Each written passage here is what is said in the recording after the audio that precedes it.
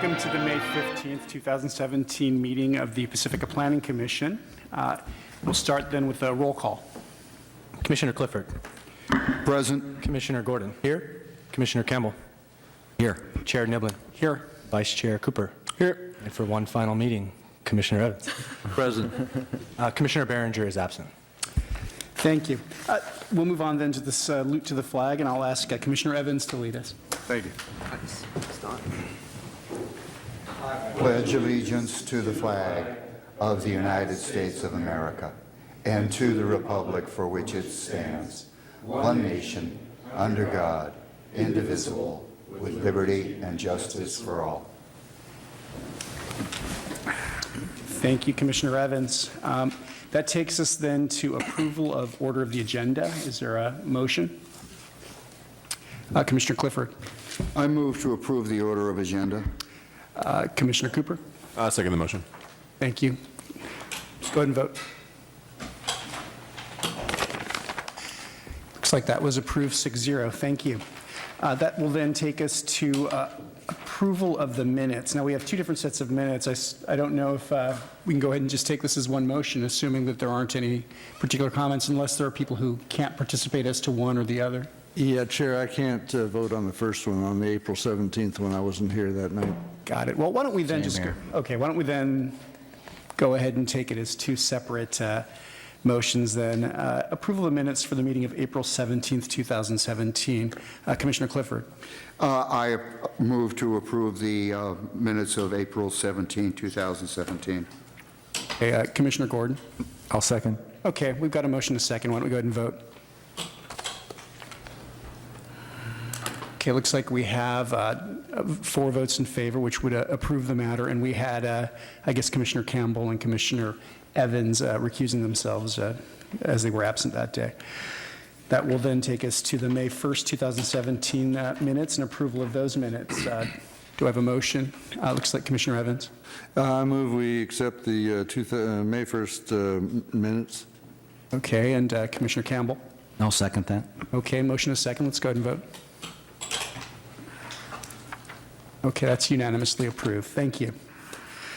I've got a notation here regarding designation of a liaison to the City Council meeting for May 22nd, 2017. This relates to the 1567 Beach Boulevard permit extension, and it looks like we have Commissioner Clifford designated. Is there anything else we need to do with that? No, there's not. Thank you. Okay, and that takes us then to the portion of the agenda set aside for oral communications, and this is the portion of the agenda that's available to the public to address the Planning Commission on any issue within the subject matter jurisdiction of the Commission that is not on the agenda. The time allowed for any speaker will be 3 minutes. It looks like Mr. Leon has presented a speaker card, so we'll go ahead and call him forward. Thank you, Mr. Chair, Planning Commission staff. I want to speak tonight just to acknowledge and recognize the Chuck Evans for all the service that he's given as a planning commissioner to the city of Pacifica and his roles on open space committees and also with the Pacifica Resource Center. I know he did a lot of work, good work, all for the good of Pacifica. So having sat up there, I know the work that it takes, the dedication, the time, and so Chuck has done all those things to fulfill his duties, and I just want to get it on the record for him. Thanks, Chuck. You did a great job. Really appreciate it. Thank you, Leo. Right. Thanks so much. Are there any other comments? I've only had the one card. If anybody else is interested in speaking, let me know. Otherwise, we'll move along. Okay. Well, there are no consent items, so we'll skip over that then to the new public hearings, the first of which this evening will be text amendment TA 10617 and rezoning RZ 19717, initiated by the City of Pacifica to enact new zoning regulations, amend existing zoning regulations, and establish new overlay zoning districts in the zoning map related to the operation and location of marijuana businesses and related activities. The text amendment to be discussed would affect properties citywide. The rezoning to be considered would affect specified properties. The recommended CEQA action for this item is exempt per CEQA guideline section 15061B3. And the recommended action from staff is to adopt attached resolution initiating the amendments and recommending approval to the City Council. Can we get a staff report? Good evening, Honorable Commissioners. I'm Associate Planner Christian Murdoch. At this evening's public hearing, the Planning Commission will consider one part of the city's proposed framework to regulate marijuana uses, new and amended zoning regulations, and an overlay zoning district. Staff is seeking a recommendation on the proposed ordinance, which it will present to City Council for consideration. Staff has prepared the proposed ordinance and zoning map amendment based on feedback received from the City Council and Planning Commission at previous study sessions on March 6th and May 1st, 2017.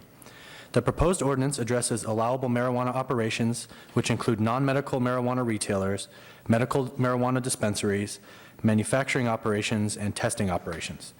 It also regulates marijuana cultivation for personal use in residential areas, including outdoor cultivation. The ordinance would prohibit all other marijuana uses.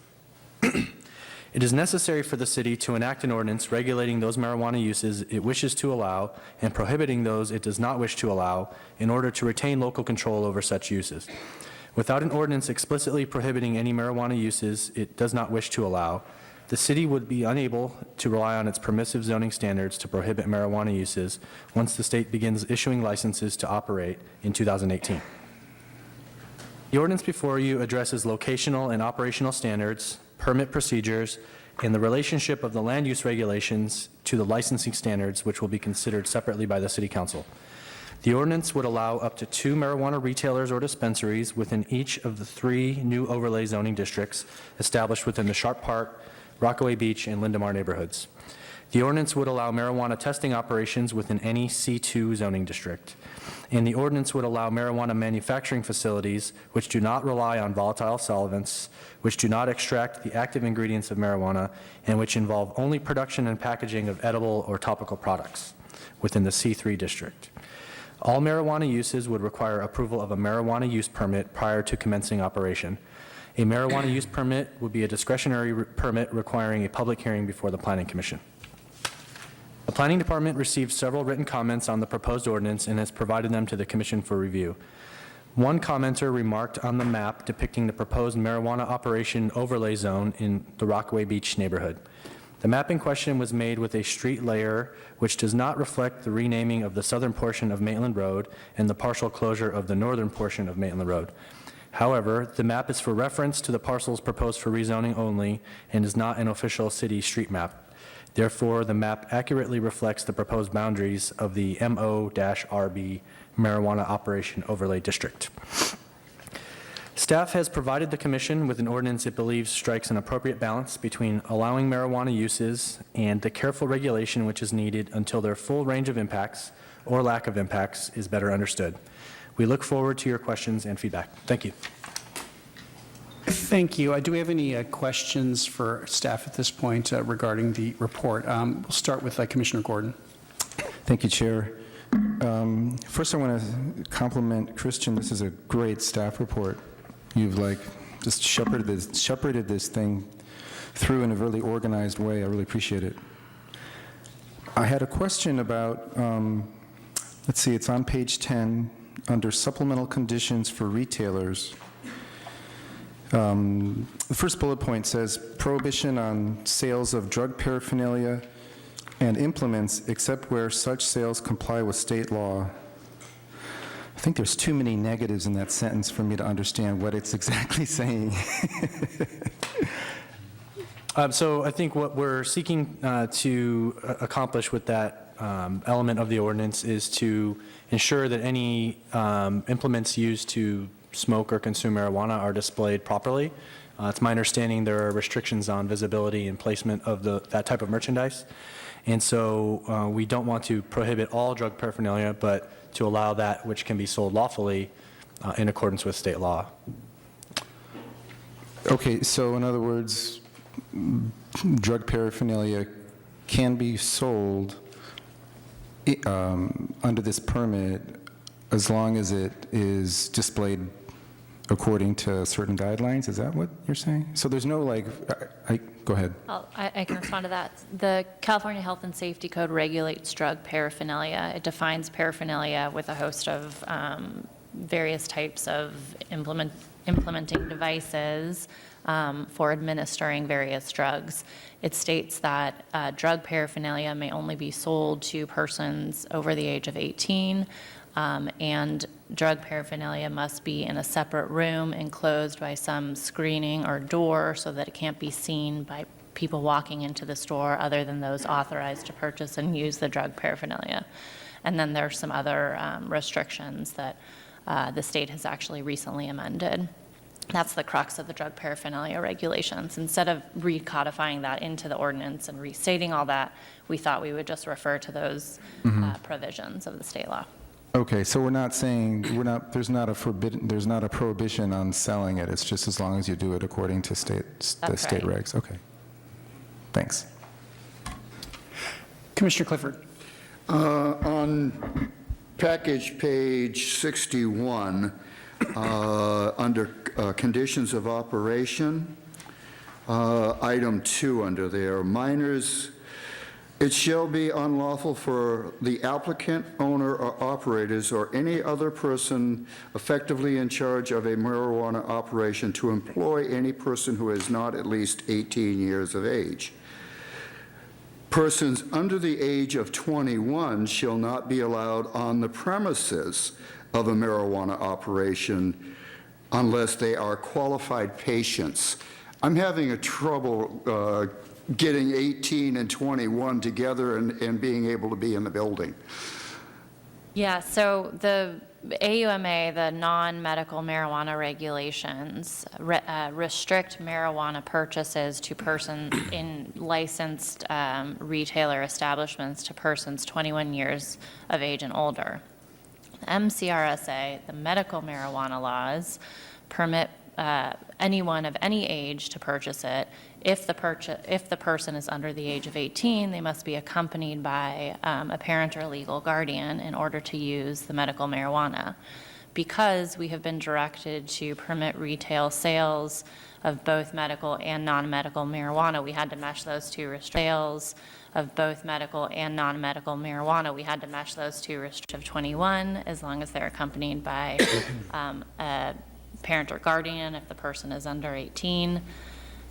Non-medical sales can be to persons over the age of 21 only. Sorry.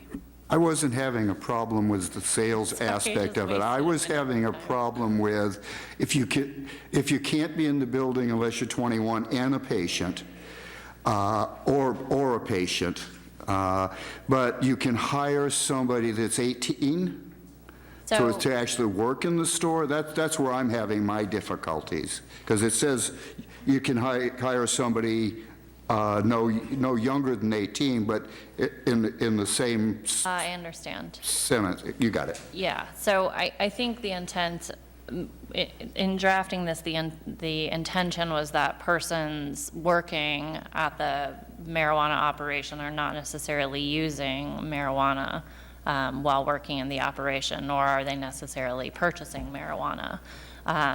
So the state prohibitions that I just took a minute of our time to describe would still apply. And what the second sentence says is that anyone who's under the age of 21 is not allowed in the store unless they are a qualified patient or an employee of the store. Perhaps it might Maybe you need to add it or might an be better to employee. of the- rephrase those first two sentences. Yeah, because otherwise it conflicts. We can certainly do that. Thank you. Thank you. Commissioner Campbell. That actually answered my question. Commissioner Cooper.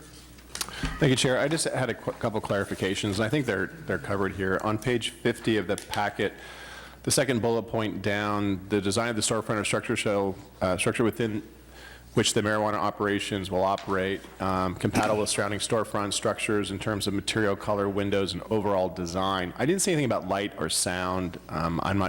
Maybe overall design covers it. I just thought that was a clarification that I was wondering if it's included. The other one was on page 52, supplemental conditions, retailers. fourth bullet point down, it says sales of medical marijuana restricted to qualified patients or caregivers with state-issued identification cards. I thought it should be and, but that's, I'll leave it up to you. The other one was on that same page, first bullet point down, supplemental condition to manufacturers, prohibition of retail sales. I assume you mean on-site retail sales here, rather than just retail sales in general. I assume that they can produce and sell if it's not on-site. And those were the main ones. Having been through the study sessions that we had and where we are today, I mean, really kudos to you on putting this together, because it's really come a long ways, and I think it really captured what our concerns were within the regulations that we'd like. So I think it's come a long way, so thank you. Well, if there are no further comments or questions from my colleagues, I just had a couple of things I wanted to flag. And again, I'd add my voice to the chorus of folks who commend the report. I think it is a lot of, frankly, a lot of material and a lot of various provisions that are really well crystallized here. So I appreciate the work that went into this. Sometimes it takes a lot of work to get something down to the size this ended up being. On page 47 of the packet, there was under residential marijuana cultivation, sub A, there's a reference to outdoor cultivation being prohibited on any residential property immediately abutting a school property. As I compared this sentence to the regulations, I just wanted to note the regulations actually make reference to something slightly broader. I think it's not just schools, but it's also daycares and youth centers, which is fine with me as a ordinance matter, but I just wanted to make sure that that was the intent. Since the report is a little narrower in terms of the way it's drafted there. Was the intent to pick up those other uses? I believe our intention was to apply only to those abutting schools. Then we need to change the ordinance then, if that's at least my read of it was that we picked up schools, so 9-4.4802 sub D makes reference to persons not being able to cultivate marijuana outside of the ground of a private residential property if the property is directly abutting any school, daycare center, or youth center. So at least that's what it says here in my packet. So if the intent is to limit it to schools, then we need to make that change to the ordinance. I frankly like the broader language better, but I'll defer to my colleagues if they think differently. Another thing that caught my eye was on page 49. These are the conditions to approve an MUP, and the third bullet point under all marijuana operations make reference to the proposed location not being likely to have a potential adverse effect on the et cetera, owing to proximity to public parks, playgrounds, recreational centers, et cetera. I note that we don't include schools here or youth centers. I know those are uses that are already addressed by way of buffer, but I wouldn't want the implication to be that even if something were outside the outside the buffer zone, we couldn't consider, the proximity to a school that maybe is 700 or 800 or 1,000 feet. And if it's the judgment of the commission that that's still too close, we couldn't consider it. So I think it'd be appropriate to tweak the language along those lines.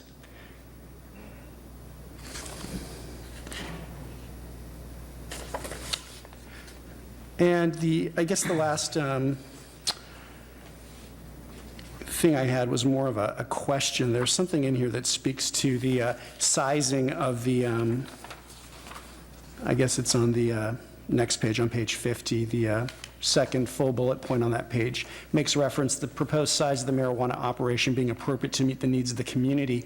And I was kind of wondering what staff's perspective was on the use of that term community in this context. Are we talking about the community of Pacifica as opposed to sort of the broader Bay Area community? Because, I'd sort of be interested in what the staff's sense was there, because the size, something being big enough to serve the needs of us as a community city, it's one thing. Us being, a facility being big enough to serve a broader community, I think could make a difference.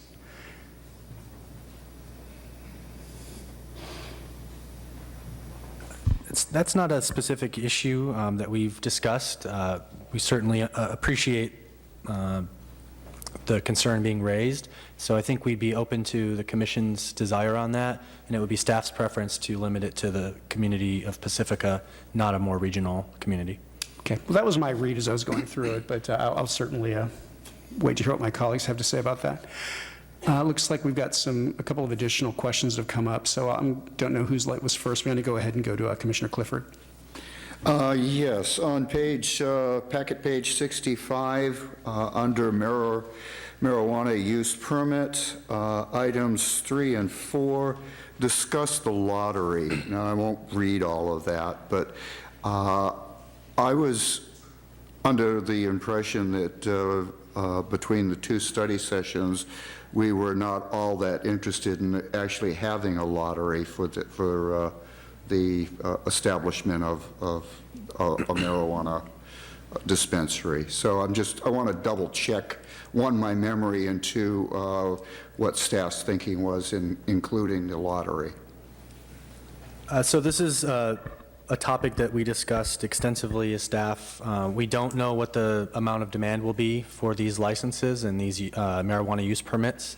We are attempting to prepare for the worst and hoping for the best. But in preparing for the worst, we tried to reconcile the need to have an orderly process to assign these licenses and marijuana use permits with the likelihood of extensive staff work if we were to not have a lottery-based system. And so we contemplated the possibility of bringing, any number, half dozen, dozen or more use permits and the amount of staff time it takes to prepare those applications, and to then bring them and somehow present them en masse to the commission and allow them to weigh in on the merits and select those within the number of licenses we could authorize. And so the way we came down, just as a practical matter, is to have this initial lottery-based system. The commission would have an opportunity to then review whatever number are selected through that lottery process. And if they find they're without merit and cannot make the findings, they can deny them. And another operator would then have a hearing for a marijuana use permit. So there would be a lottery and then like a waiting list? I think that's essentially how we conceived of it. Yes. Thank you. Commissioner Campbell. Page 52 of the staff report, and also let me add that this was a really well-prepared staff report. Well done. We talk about restricted hours of operations to 7 a.m. through 10 p.m. daily. I know during the first study session, I thought we talked about a different or more restricted hours of operation. I might be misremembering, but I could have sworn we were talking something more along banker's hours. But if you want to clarify that for me. Hours of operation was a topic for which we received a broad range of feedback. There were some that wanted very restrictive banker's hours, if you will. There were some that wanted something more akin to a pharmacy, and there were some that wanted something, approximating what bars or alcohol serving operations would have. And so in trying to strike that balance with the feedback we received, we thought that 7 a.m. to 10 p.m. daily sort of met more of the middle ground, the pharmacy type hours, if you will, as opposed to the banker's hours or as opposed to the bar hours. We're certainly open to the commission's feedback on that subject. Could that be adjusted in the context of any particular use permit that was issued? Is that something that it could be specifically provided for in the context of use permits? I think it could. I think it's difficult to then build enough evidence to pinpoint a specific set of hours, in my opinion. I'd prefer to have something specified, but if the commission's desire is to recommend something that's set by the use permit, we would need to reflect that in the ordinance. Well, maybe after discussion, we can see where that goes. I'll bring it up during discussion, though, for sure. Thanks. Excellent. Commissioner Gordon. Thanks, Chair. One question on, remember we had talked about having a time, a sunset period for the use permit, that it was for a set period of time and they had to come back and get it renewed. Is that reflected in the ordinance or not? I didn't necessarily see it. Typically, use permits are not, they don't expire. And so the way the ordinance is written is that it references the licensing requirements of the police department. And so those do expire, or not expire, but they need to be renewed annually. And so if for some reason the police chief does not renew a license, the use permit is, they're no longer complying with the conditions of the use permit, and we would start the revocation process if necessary. So in other words, these have an indefinite duration subject to the police department getting involved. Is that what you're saying? That is correct, and that is consistent with use permits in general under state planning law. Okay. Commissioner Campbell. Question for council. What other cities in San Mateo County have begun the initiation of this process, and have any other cities that you know of, has anyone ever tried to narrow an ordinance like this so that edibles are more tightly controlled, if not banned? Well, there's certainly a number of cities that ban the sale of edibles for both medical and non-medical. Most jurisdictions that I am aware of that allow manufacturing allow edibles along with other non-volatile substance manufacturing. Non-volatile substance manufacturing would include the production of oils and hashes, for lack of a technical term, in addition to edibles. The direction that staff received was to permit the manufacturing of edibles without the various other kinds of oils, solvents, lotions, et cetera. My understanding of where San Mateo County stands, is that Pacifica is out in front. Pacifica, my understanding is Pacifica is the first jurisdiction in San Mateo County to move forward with a non-medical marijuana ordinance. There are obviously some medical marijuana ordinances that have been on the books for a couple of years now. Thank you very much. Okay, well, it looks like we don't have any further questions or requests for clarification at this point, so this will be the juncture at which I guess I would open the public hearing, and so that's what we'll do.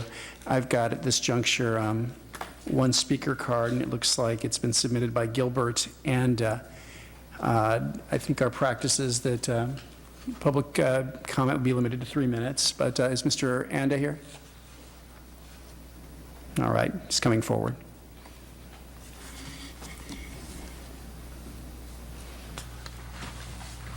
Hi, my name's Gil, and I live in Burlingame right now, but our family owns some property in Rockaway Beach, which would be affected by this overlay.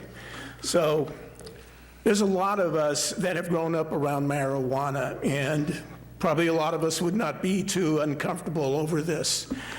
That said, I think the one question you need to address is whether a medical marijuana store would be appropriate for the Rockaway Shopping Center.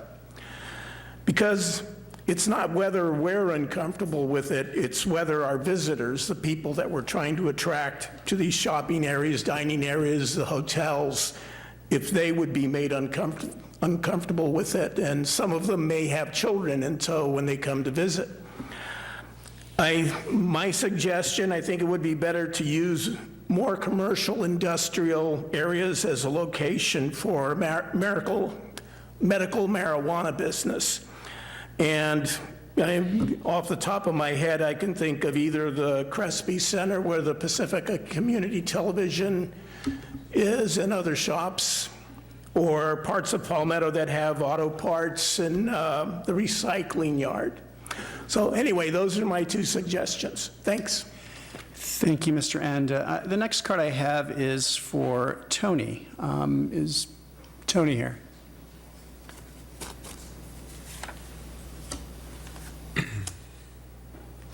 Good evening. Good evening. I've spoken out before regarding the prohibition of outdoor cultivation because of the dangers it presents to children and their access to it. Also, the potential of conflict between residents and backyard trespassers. As we know, the Chief of Police recommended no on that, as well as the architects of the legislation from Colorado as well.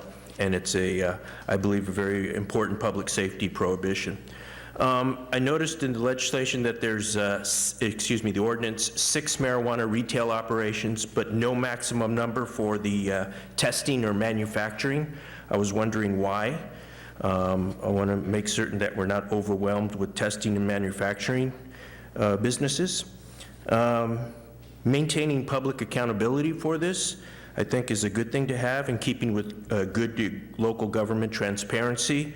Perhaps there could be quarterly reports from the agencies responsible for ensuring compliance with the ordinance, such as yourselves, the Planning Commission, and the Public Safety, because it seems like it's going to fall, a lot of this is going to fall upon the Chief of Police, and I think it would be important to get that information to the public as far as how are we doing with the program, how are the businesses going, are there any new issues that have arisen since the implementation of the ordinance.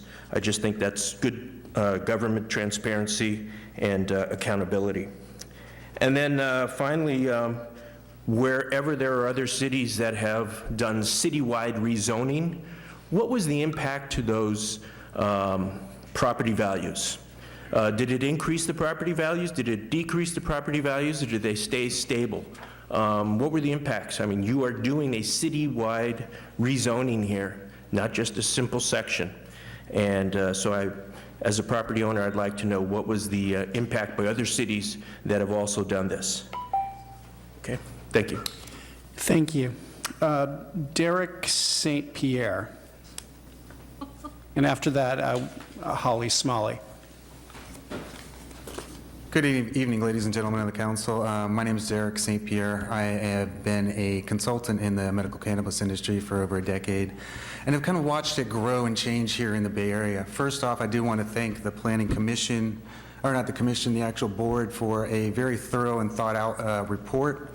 I think that they were very detailed in capturing a lot of the important things that are crucial to a city developing a policy that will work both for the city itself as well as for the members of the city and those visiting your city. My concern, however, is, and what I want to spend my couple minutes talking about, are the zoning restrictions kind of created by the marijuana overlay map. I don't see a copy of the marijuana overlay map. I noticed it was actually available online. I had a heck of a time trying to print out a copy of that because I was going to bring it for illustrative purposes. But in effect, by excluding everything from C1 zoning and the 600 buffer foot from daycare centers, you've really limited the number of available properties in the Palmetto, what you call Sharp Park District on your map, then the Rockaway District, and then the subsequent Lindemar District, to a very small number of potential pieces of property. And I believe you'll hear from the next speaker that each and every one of those potential landlords on those properties have been contacted previously in attempts from other businesses trying to see what the potential for this city and working with cannabis-type businesses. And you'll in fact find that a bulk of the actual existing properties that are identified on your zoning map are in fact owned by landlords. They're either under deed restrictions or personally are against the actual use of or sale of cannabis. And so what I would like the board to perhaps reconsider is changing from a strict prohibition in C1 to actually making it a conditional use process in C1, much like it is in the C2 district. And I think that by placing C1 as another potential, you could actually open up the map quite a bit. In terms of addressing the daycare buffer zone, fully agree with the buffer zones associated with schools, especially secondary and high schools. I think the issue you have to really focus on is at a daycare, you will never really see children more supervised. At a daycare, a mother or father drops their child off at the door, often escorts them into the facility, or has a member of the facility escort their child out to their vehicle. I would fully be in support of a adjacent property ban or some other type of ban along those lines. But with the 600-foot distance and the daycare centers, it's really creating just too large of a zone and too much prohibited property. Thank you. Thank you, Mr. St. Pierre. Holly Smalley, who will be followed by Cheryl King.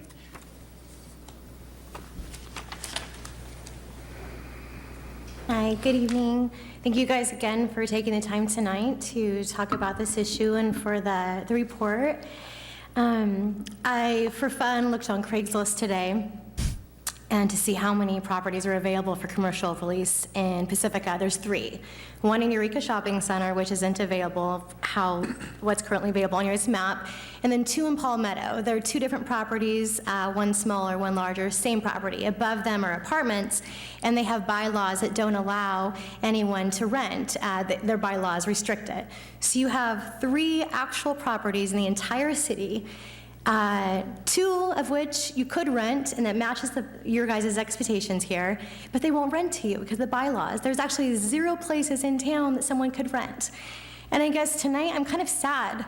I'm thinking we have 5 current dispensaries in town that, from what I understand, have the best of intentions, who want nothing more to follow every regulation you set, to follow every guideline, and to do the very best job to keep our kids safe, to follow the rules, who would have easily, we have a copy of the city permit. We're dying to fill it out and turn it in, but we can't yet. And in the absence of a permit process, the default to state law, no one who opened a dispensary was meaning to be any way mischievous or rebellious. It's just in the spirit of wanting to start a business, wanting to do something you're passionate about. And I talk about my grandmother all the time. I'm passionate about medical marijuana and local access. And if you take away the local access, if you were to really restrict it like this. And I looked back at the study session about, City Hall listens, and 87% of responders said distance from school matters. Places of worship, I get it. Lots of people care about religion, and that can look so different for each person. Children, I love them. I hope we all do want to protect them, take care of them. But just being near a daycare center or subscribing to a religious entity doesn't mean you can't take care of yourself medically. We go buy licorice with our kids when someone's buying opiates at CVS.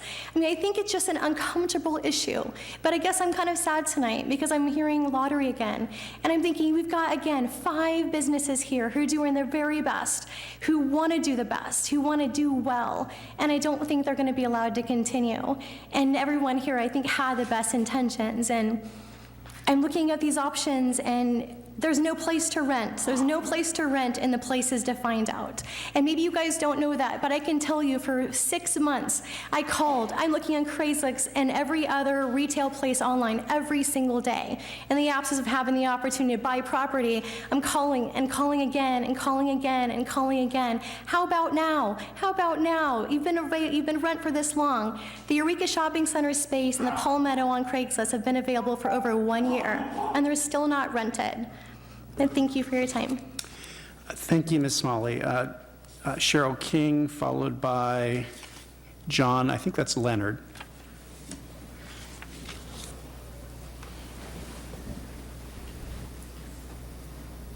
Good evening, ladies and gentlemen. I've spoken to you before. I'm Cheryl King, MFTI, and 8 hours a day I'm working with the mentally ill. Many of them have physical disabilities as well as mental impairment. I have to tell you, I do outreach in the whole county, and almost no city has got anything going to help these folks get the marijuana, the medical marijuana that they need. And so I'm hoping that you'll think regionally, countywide, and not just in terms of Pacifica, because there's a lot of people out there that need help with their cancer pain, sciatica, migraines, asthma, all of those medical conditions. They really do.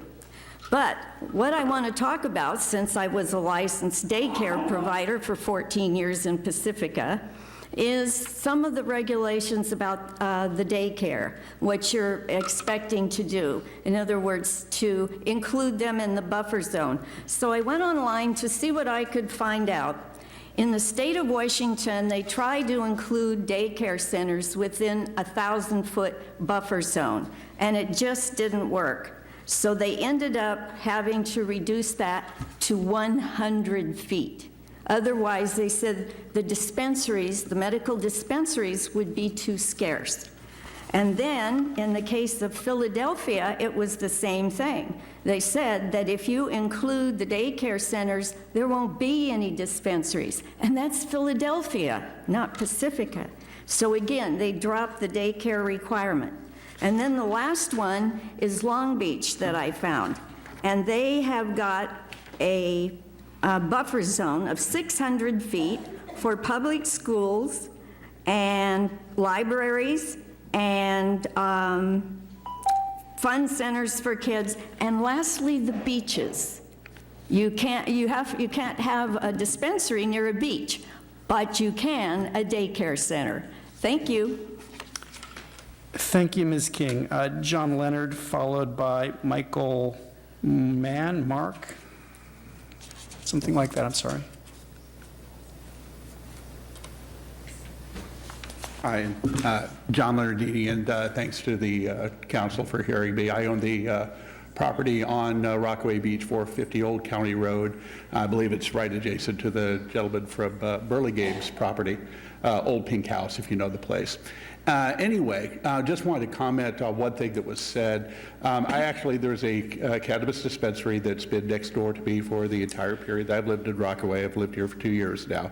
I found them to be excellent neighbors. They do a very, very good job of controlling what goes on there, and frankly, they do a better job of, in some ways, of taking care of the property than some of the other less controversial businesses that are out there. So really no comment or guidance as far as the Plan Commission, what I've seen as far as this. I agree this has been a very thorough plan so far, and that's my 2 cents. Thank you for your time. Thank you, Mr. Leonard. Michael Mark, followed by Matt Wright. Hi.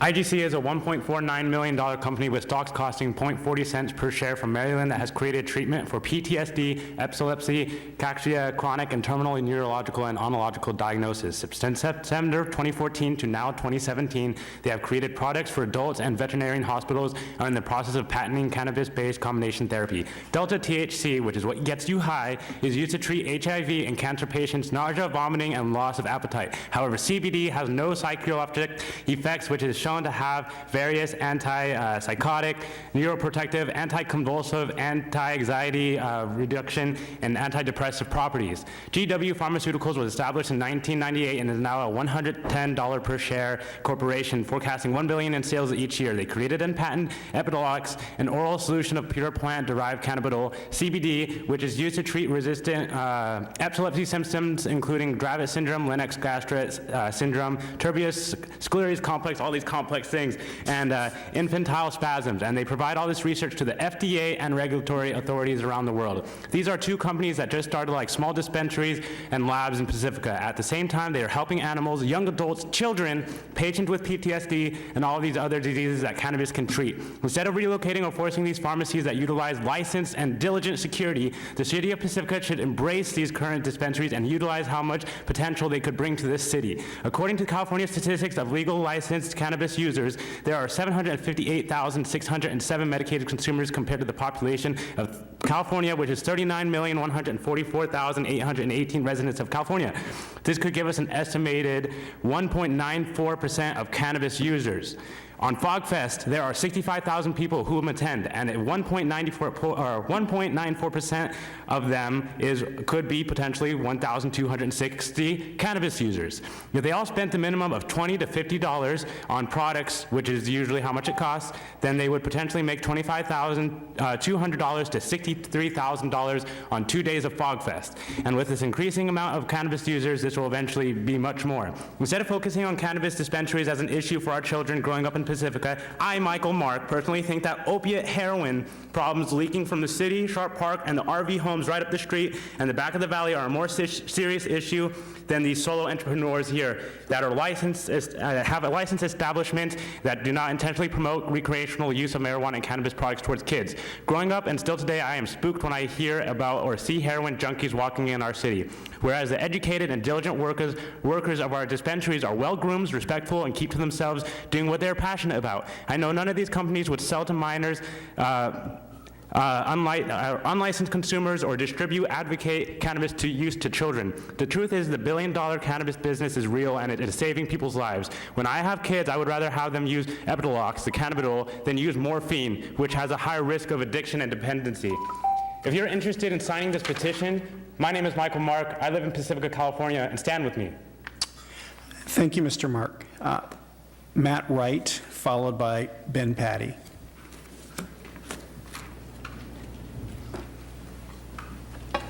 Hello, how's it going? I'd like to speak on behalf of the medical marijuana industry because since 13 years old, I was diagnosed with cancer, and from that age, as the young man stated, they fed me narcotic after, and from 13 to 15, I was addicted to narcotics. The only thing that saved my life from, besides going to rehab and getting my life back on point, is marijuana. The industry has actually saved my life. Before, like he said, I was gonna be one of those junkies going down the path. But now, due to CBD products, my doctor at Stanford actually recommends these products over any of the psychedelic drugs, any of Xanax, all that baloney they give you nowadays. I was fortunate enough to get an opportunity from someone here in town as a local for a job, and it's worked out great, you know, and my medicine has been accounted for. I'm able to, you know, stay medicated, and my family, my mom, my grandma just passed away this year from interstitial lung disease, and it's been rough. My whole family, you know, has been struggling, and my mom uses medical marijuana due to her condition of bipolar instead of psychedelic drugs, and she's vastly improved. But I'm sorry, I had treatment this morning. My head's very foggy, but I'm just trying to state that, you know, there are pharmacies that are open 24/7 feeding narcotics to kids younger than me now, and it's sad. It's a sad issue, and I feel like Pacifica should be given a chance, you know, to have its, not recreational, I believe medical is the beneficial standpoint.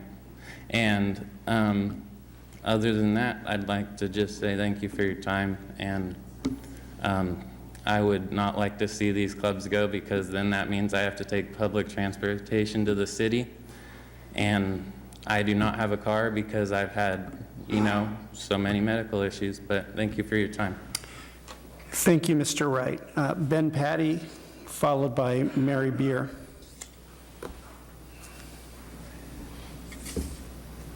Good evening, everyone.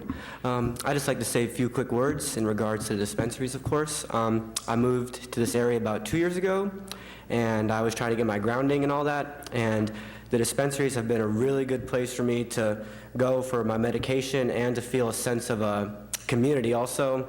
And I've networked with some of the people there, and they've been a great handful of people and nonetheless amazing to me. But other than that, I feel when I look around Pacifica, it's a great area, and there's a lot of stuff to do, but I see people drinking in the open, smoking cigarettes, people excessively drinking at times, and that's not frowned upon in a sense, but the patients go into dispensaries and they get their medicine, and they're not allowed to smoke it within a certain amount of feet within the area. So the whole regards to the, the elementary schools or the daycares, I don't think that would be any harm to them, because there would be no one taking their medicine right in front of them or combusting it or smoking tobacco products with it too, or things like that. And also, if they're at a daycare, they shouldn't be getting out the daycare. The people should be keeping them in the daycare. So if a child gets across the street, buzzes in, and they let them in and show them their little card and their ID and stuff, and they get in somehow, then yeah, but other than that, there's a whole process to get through the door of all these dispensaries. You have to go through a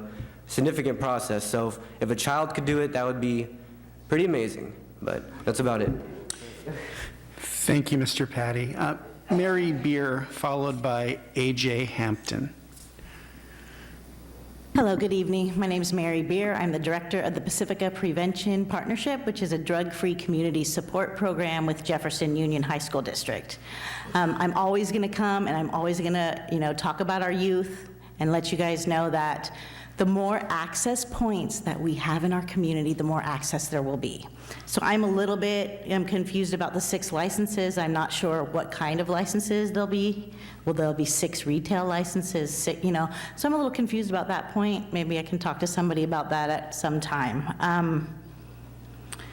So there was an incident at one of our schools where a youth brought some edibles in a potato chip bag. And a young girl got a hold of them, and she had basically what is called a psychotic break, to where she thought she was going to die because she couldn't breathe. So some of the industry people that I've met, and I've met a lot of them are really great people. They want to work with us. They really care about our community. So I want to say that really quickly. There are a lot of really good people out here in the audience that want to just have a business. But I've also been told that this is a common reaction to edibles when young people get a hold of them, that they just feel like they're going to die. And I've heard certain things like, oh, just tell them to take a bath, or have a charcoal pill, or whatever it is. It's going to wear off. But as far as I'm concerned, I don't want any of the youth that I work with to ever feel like they're going to die. So we need to be very conscious about the edibles and how are they getting into the hands of our youth, and I want to work with the people that are going to come here into our city, and I think that they also want to work with our prevention programs. And because we're looking at federal cuts right now, our president is looking at cutting all of our prevention programs. We need to work together so that we can keep prevention programs going in our city, because if we're going to have retail marijuana popping up everywhere, we are going to need prevention. So, thank you very much. Thank you, Ms. Beer. A.J. Hampton, who will be followed by James Acknord. I want to start off by saying thank you guys for all taking the time to let everyone speak and get some things off our chest that we want to address with you guys. Specifically addressing a certain manner, Mr. St. Pierre touched base on a lot of topics that I had to talk about, but specifically I wanted to talk about West Manor Wellness. We're located at 35 West Manor. I'm an owner-operator. It took us about 10 months to actually find a location. Finally found a location, getting established, getting set up. I just want to kind of know, would you guys be willing to give conditional use permit under the 600-foot buffer zone to give everyone an equal opportunity to apply for a permit? At this point, we're not in the green zone, which recently came out after we pretty much locked into a 5-year lease agreement. So I'm kind of concerned about these issues now, and if you guys would be willing to entertain those ideas. So thank you, guys. Thank you, Mr. Hampton. James Arnold, I guess is what it said, I'm sorry, followed by Lauren Macedo. Hello. Well, this is my first time doing this, so if I appear to be informal in any way, forgive me. My name is James Arnold. Sorry for my beautiful handwriting. I am a cook at a local restaurant, and I've been living here nearly all my life. I have not been using marijuana all my life, though, as some people seem to find that surprising. I understand that a lot of people here have concerns that a lot of it started with a social stigma that has been attached to it. I'm going to try my very best not to repeat what most people had already said, but I just want to give a few points why this should be considered in a positive way, while noting the problems that may come with it. The fact is that, first of all, I strongly believe in our liberty. As the individual deserves the right to make decisions for themselves as a government, or in general, anything higher above our social group, what to do, so long that we're not harming others specifically. And that also that the cost for keeping it illegal, from what I've found, seems to be quite expensive, and that all levels of the government concerning federal, state, and local participate in this war of drugs. We would have more money to be spending on concerning more pressing matters that affects all of us, whether you're a smoker or a non-smoker.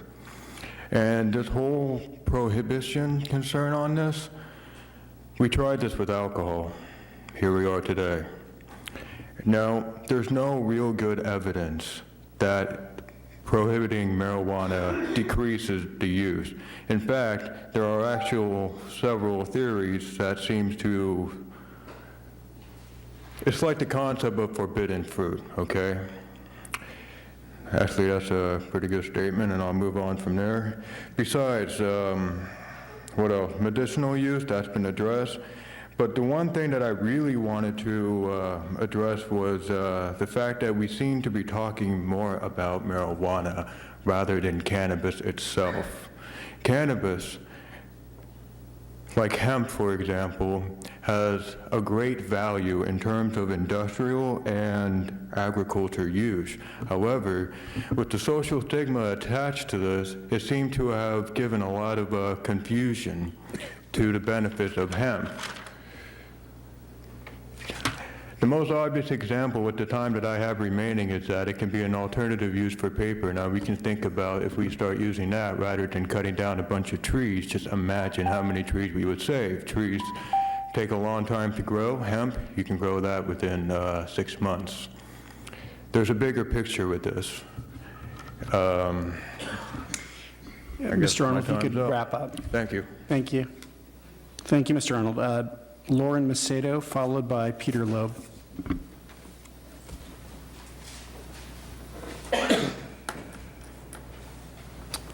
Hi, I'm Lauren. I am a mom. I live in Pacifica, and I just wanted to come and address the proposal that medical marijuana dispensaries need to be 600 feet from an infant or toddler daycare center. I personally don't think that is necessary. My 18-month-old, my baby-to-be, will be quite protected from the influence of a dispensary, whether it's 600 feet away or not. And I really don't want current business owners to be shut down. I currently have my son in an in-home daycare, and I've even considered opening one of those. I would hate to open a daycare center and register it and then put someone on a business just because I happen to live within 600 feet of a medical marijuana dispensary. So I really just wanted to give my perspective as a mom of a toddler and a soon-to-be infant. And just in case you hadn't heard from that perspective, that I don't think it would be an issue to be within 600 feet of a medical marijuana dispensary. That would not affect my decision of where to send my child to daycare. Thank you.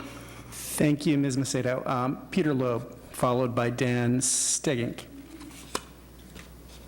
Good evening. Thank you for this opportunity to speak. I'm Peter Loeb. I've lived in the Rockaway, West Rockaway neighborhood for 42 years, which is one of their designated overlay districts. There are 5 or 6 restaurants. I'm not counting well, that serve beer and wine and hard liquor. There's also a liquor store. I heard an earlier remark about we shouldn't be exposing tourists and young children to the potential sale of marijuana. There is a dispensary in the neighborhood that's been there for some time, and it's operated quite responsibly. I made a smart remark on a internet site about we should allow marijuana sales wherever we sell beer or wine. Ian Butler had a great column in the Tribune a couple issues ago about reefer madness. There is still this reefer madness attitude about marijuana. Somehow it's so much more dangerous, and children will be harmed by the notion that marijuana is being sold. That's just, to me, a nutty notion. We sell, and somebody else mentioned we sell hard drugs through the drugstore. We sell opiates. And they're prescribed for you by your doctor.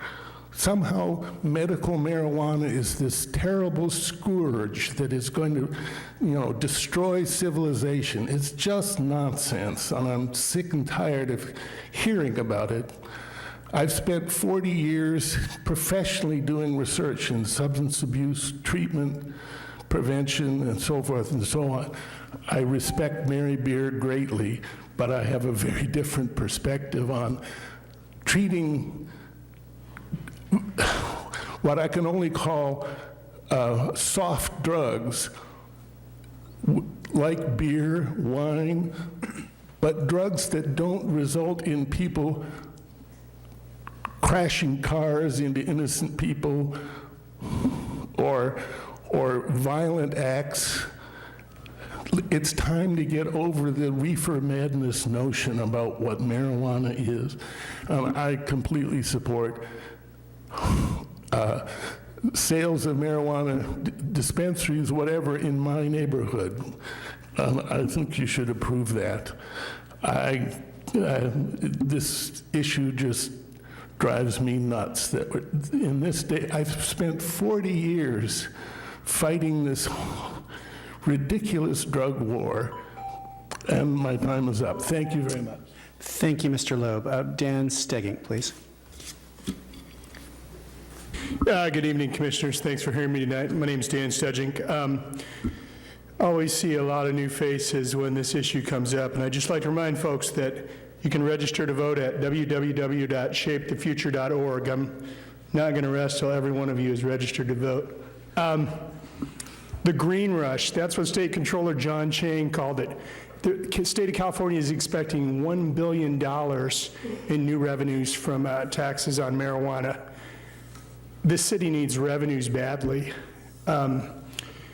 If you take a look at what the ABC's got mapped out in towards of alcohol consumption, alcohol sales both on-site and off-site, there's a pretty good map on how to handle this already. You could essentially mimic the ABC's exactly and cut out some of the bureaucracy and staffed positions on there. Don't allow marijuana sales where alcohol is sold. Don't allow marijuana sales where gasoline is sold. You see, on the initial staff report, they said that there was 3 marijuana dispensaries in town. You've got a lot of people here saying there's 5. Some people say there's 7. All 7 of these guys would like to be paying taxes right now. You can take a look. In fact, Commission could direct staff tonight to compare crime at off-site liquor sale locations with the 5, 7, 3, whatever it is, existing cannabis dispensaries. I have a feeling they might reflect very favorably, but I haven't done that research. Again, register to vote, www.shapethefuture.org. Thanks. Have a great day. Thank you, Mr. Stegging. I have a card for Stephen Souza.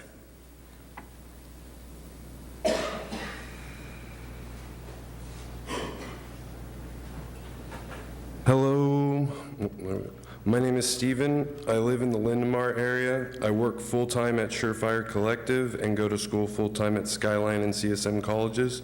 Surefire Collective not only supports me financially, but it also provides me with affordable local medicine. My fear is that the city of Pacifica is going to overregulate the marijuana businesses. When it comes to a 600-foot buffer zone from a toddler center, as an employee, I could guarantee you that they're not getting in my door, nor an adult without an ID and valid recommendation.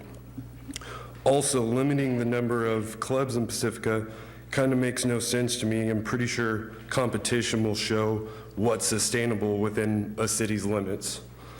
Finally, as a collective employee, I have witnessed how much tourism marijuana dispensaries bring in and potentially can bring in, and believe me, they are all great people: teachers, lawyers, chefs, artists, construction workers, basically everyone that makes this world spin. So all in all, if you overregulate and overbuffer, you're potentially hurting the economy of the city. I mean, I see day to day new patients from out of town. Oh, you guys just popped up, so now we're coming to your beach. We're probably going to get a gallon of gas here. It just makes no sense to overregulate it. Thank you. Thank you, Mr. Souza. That's all the speaker cards I have. I actually got a speaker card from somebody who'd already spoken. Everybody gets to speak one time, so I'm going to disregard this card. Is there anybody else who hasn't spoken on this matter who cares to? Sir. Thank you, Chair. I did participate in the public surveys, and I spoke at the study session. I just want to comment on the staff report. I think it's a good start as written. Come back and revisit, fine-tune it, periodically, I think is probably a good idea. But otherwise, I think you have to start somewhere, and it's a good start. I think it's a fair start. I do want to also comment at the joint study session that we had, we did have complete total consensus amongst the City Council and the Planning Commission on the outdoor grow issue. So I think we have clear direction there. It's also part of the state initiative that was passed by the voters of the state of California. So I just think, and my recommendation to you is just move it forward. I think it's a good effort. There might be some small changes that we've heard tonight regarding zoning overlays and other issues like that. But otherwise, I think, property owners and residents of Pacifica are going to do what's best for themselves and the community. I do feel that's true, and I think enacting this ordinance is not going to change that at all. Thank you. Thank you, sir. Well, again, that's all the speaker cards I have, and thanks everybody for the comments and the insights that you shared. I think what we'll do then is just bring it back then to the commission. I'll go ahead and close the public hearing and bring it back again to my colleagues. Anybody want to start? Commissioner Clifford. Yes, I had a couple of quick questions to staff before I plow into everything. One was, I remember us talking about the possibility of using the highway as a divide in the Manor District. What came out of that in terms of the 600-foot buffer from the school, but we do have that divide with the highway? Was there any way to adjust that so that Manor Shopping Center could still be included in our green zones? We did give that some thought. We concluded that it generally doesn't act as much of the freeway itself doesn't act as much of a divider as in other communities that may have a very large interstate running through them. Here you have a overpass with sidewalks. It's very walkable between the two sides of the freeway, and so that it just didn't provide the barrier that you would typically see in other communities where they use a freeway as a dividing line. So we're, again, open to the commission's comments, but that is the reason why we didn't kind of stop the line there. Thank you. I just needed to know how you thought that through. And the daycare thing, that's part of the state regulations, is it not? Or is that something we've added? The daycare prohibition is part of state law, and it's accompanied by youth centers and schools. And so while the state law enables local jurisdictions to establish a lesser buffer, it does not allow them to exclude either of those or any of those three land use categories as we interpret the law. Thank you. Commissioner Campbell. Yeah, question for staff. We had a commenter up here who owned land and or property in Rockaway and raised an interesting point. Have we canvassed local or the existing businesses in town for their support on this at all? We've not. I am incidentally aware, however, of Kimco's policy as owner of 2 large shopping centers in the community. It's their current policy from their board of directors not to lease to marijuana-related activities. We've not, at this time, proposed the Fairmont Shopping Center for inclusion, but the Lindemar Shopping Center is within a proposed overlay zone. So we are aware that the likelihood is low that a marijuana business would be permitted to open there by the property owner. Thank you. Commissioner Cooper. Thank you, Chair. I just had a couple comments. Just for staff, I know we had a 222 in the limits of the zone. I assume that's for retail operations. Is that correct? The licensing requirements, the maximum was 2 licenses per area? Correct. So the proposed marijuana operation overlay zone as it's drafted would only apply to marijuana retailers and dispensaries. And so it's 2 per zone, 2 per overlay zone as proposed right now for a total of 6 citywide. Perfect. As a my fellow commissioners, I don't really have any issue with limiting the other types of licenses just from the availability of the property at this point in time. So I didn't really think that was part of the ordinance. I did find it very useful for the gentleman who spoke in regards to the quarterly reporting. And I was wondering from staff, how do we implement that? And is that already part of the regulation, or is that something that we could maybe include for quarterly reporting to the public and or to the commission? I mean, I would need to hear more about what quarterly report the commission would be interested in. If it's financial in terms of tax revenue generated, that's probably not something that fits well within the planning department's role. No, I think it's more of how many dispensaries are currently licensed, how many are currently operating, and the location. Just as a general public outreach to say, hey, these are out here. I think it probably would be a bit easier to manage for staff to maintain a section on the webpage that simply indicates the active marijuana use permits and licenses. That seems reasonable. As far as the state law is concerned and the exceptions to the 600-foot, I'm fine with the way the language reads currently in the ordinance. I don't really have that big of a problem with it. What was the other one? The C2 and 3, we had some discussions in regards to the opening up to the C1, and I thought opening up to the C2 was a good compromise for us, so I don't have any issue with just keeping it to the current zoning. That's all I have. Thank you, Chair. Commissioner Evans. Thank you, Chair. A couple questions for staff. Did I understand correctly that Pacifica is the only one in San Mateo County, only town in San Mateo County that, now clarify that, has medical marijuana ability or licensing or recreational, or both? My understanding is that Pacifica is the first jurisdiction within San Mateo County to consider a non-medical marijuana ordinance. Okay. The second question, somebody brought up, and I thought it was a good thought. Has there been any studies done, since San Mateo County doesn't have any, has there been any studies done about land values after we have opened up licensing anywhere? Staff has not done that research. However, I'm going to turn to a consultant who's here this evening who may have some information to share. It's me. You're on.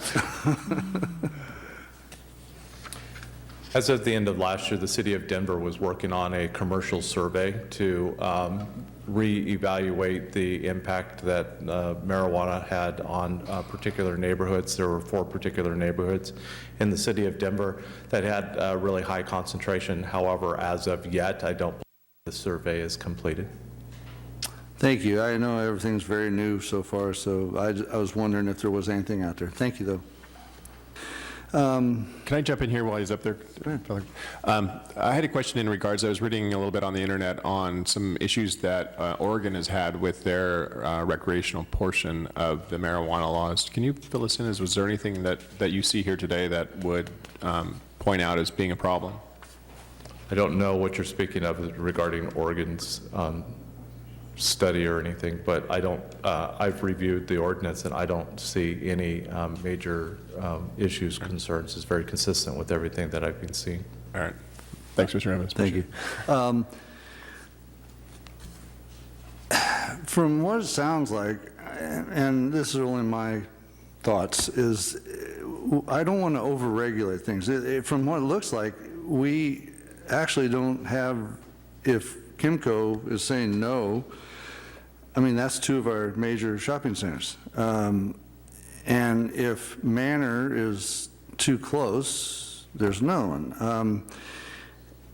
And apparently, we don't have any locations that will available for rent anyway. I'm trying to think on both sides here. I understand the sensitivity of that, but I also understand we can have all the regulations we want, but if there's no place for them to set up shop, why even bother? I mean, I think we should try. I mean, we've always been very cooperative and very, very helpful in trying to get small businesses to open up. And since this has been a voted in, I mean, it's not that we've decided this, the state has decided this. So I think we should really try and help small businesses keep thriving in this town. I mean, they're dying. I mean, if you look in the shopping centers, some do well, some don't, but Kimco is saying no, so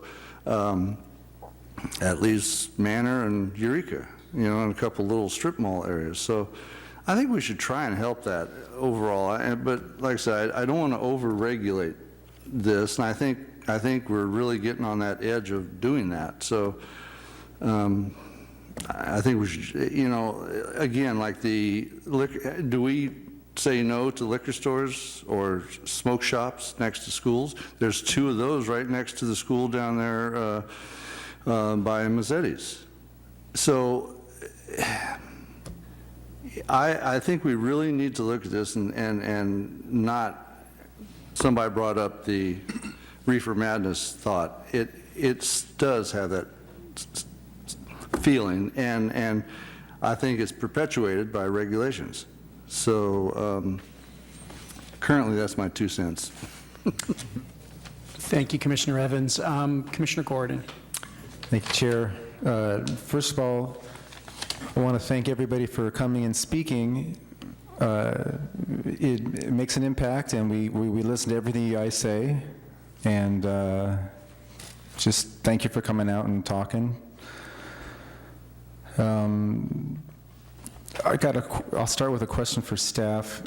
In terms of the existing dispensaries, do we know if any of them are located within the green zones, the overlay zones? I heard one was in Rockaway. Of the locations that I am aware of being purported to operate, I believe there's only one dispensary, the one in Rockaway Beach, that would be within an overlay zone. The state buffers, the 600 feet, create a lot of problems for the places that the existing dispensaries have chosen to operate. And the 600-foot buffer, that's from state law. It is. That's the minimum in state law unless a lesser buffer or a greater buffer is adopted by the local jurisdiction. Oh, so we can go lower than 600 feet. We could. I would note that staff for some time had to ask the commission not to pursue a greater buffer. And so we've not yet evaluated, what a lesser buffer would look like. But certainly there's a daycare center right in the middle of Palmetto that's 600-foot buffer from that is creating a lot of problems for 2 of the existing dispensaries. And we could, even though the daycare is listed in state law, we could be less restrictive than that, or no? Well, I would defer to the assistant city attorney. I suppose we could likely adopt a lesser buffer for any of those land use categories, not necessarily one lesser buffer for all 3. That's exactly correct. I'm sorry, say that again. We could adopt different buffers for each of those 3 sensitive uses that are set forth in the state laws: schools, daycares, and youth centers. Okay. So in other words, our hands are not tied. That's what I'm trying to get at. I mean, our hands are not tied with the Okay. 600-foot state recommended buffer. Okay. I mean, there's an irony going on here, which is that the voters of California passed this law that is supposed to encourage or legalize the sale of recreational marijuana, and we're about to pass an ordinance that has the potential to absolutely quash the sale of marijuana, recreational marijuana, or medical marijuana in the city, with the exception of perhaps one location lucky enough to be in Rockaway. So I'm troubled by that. It's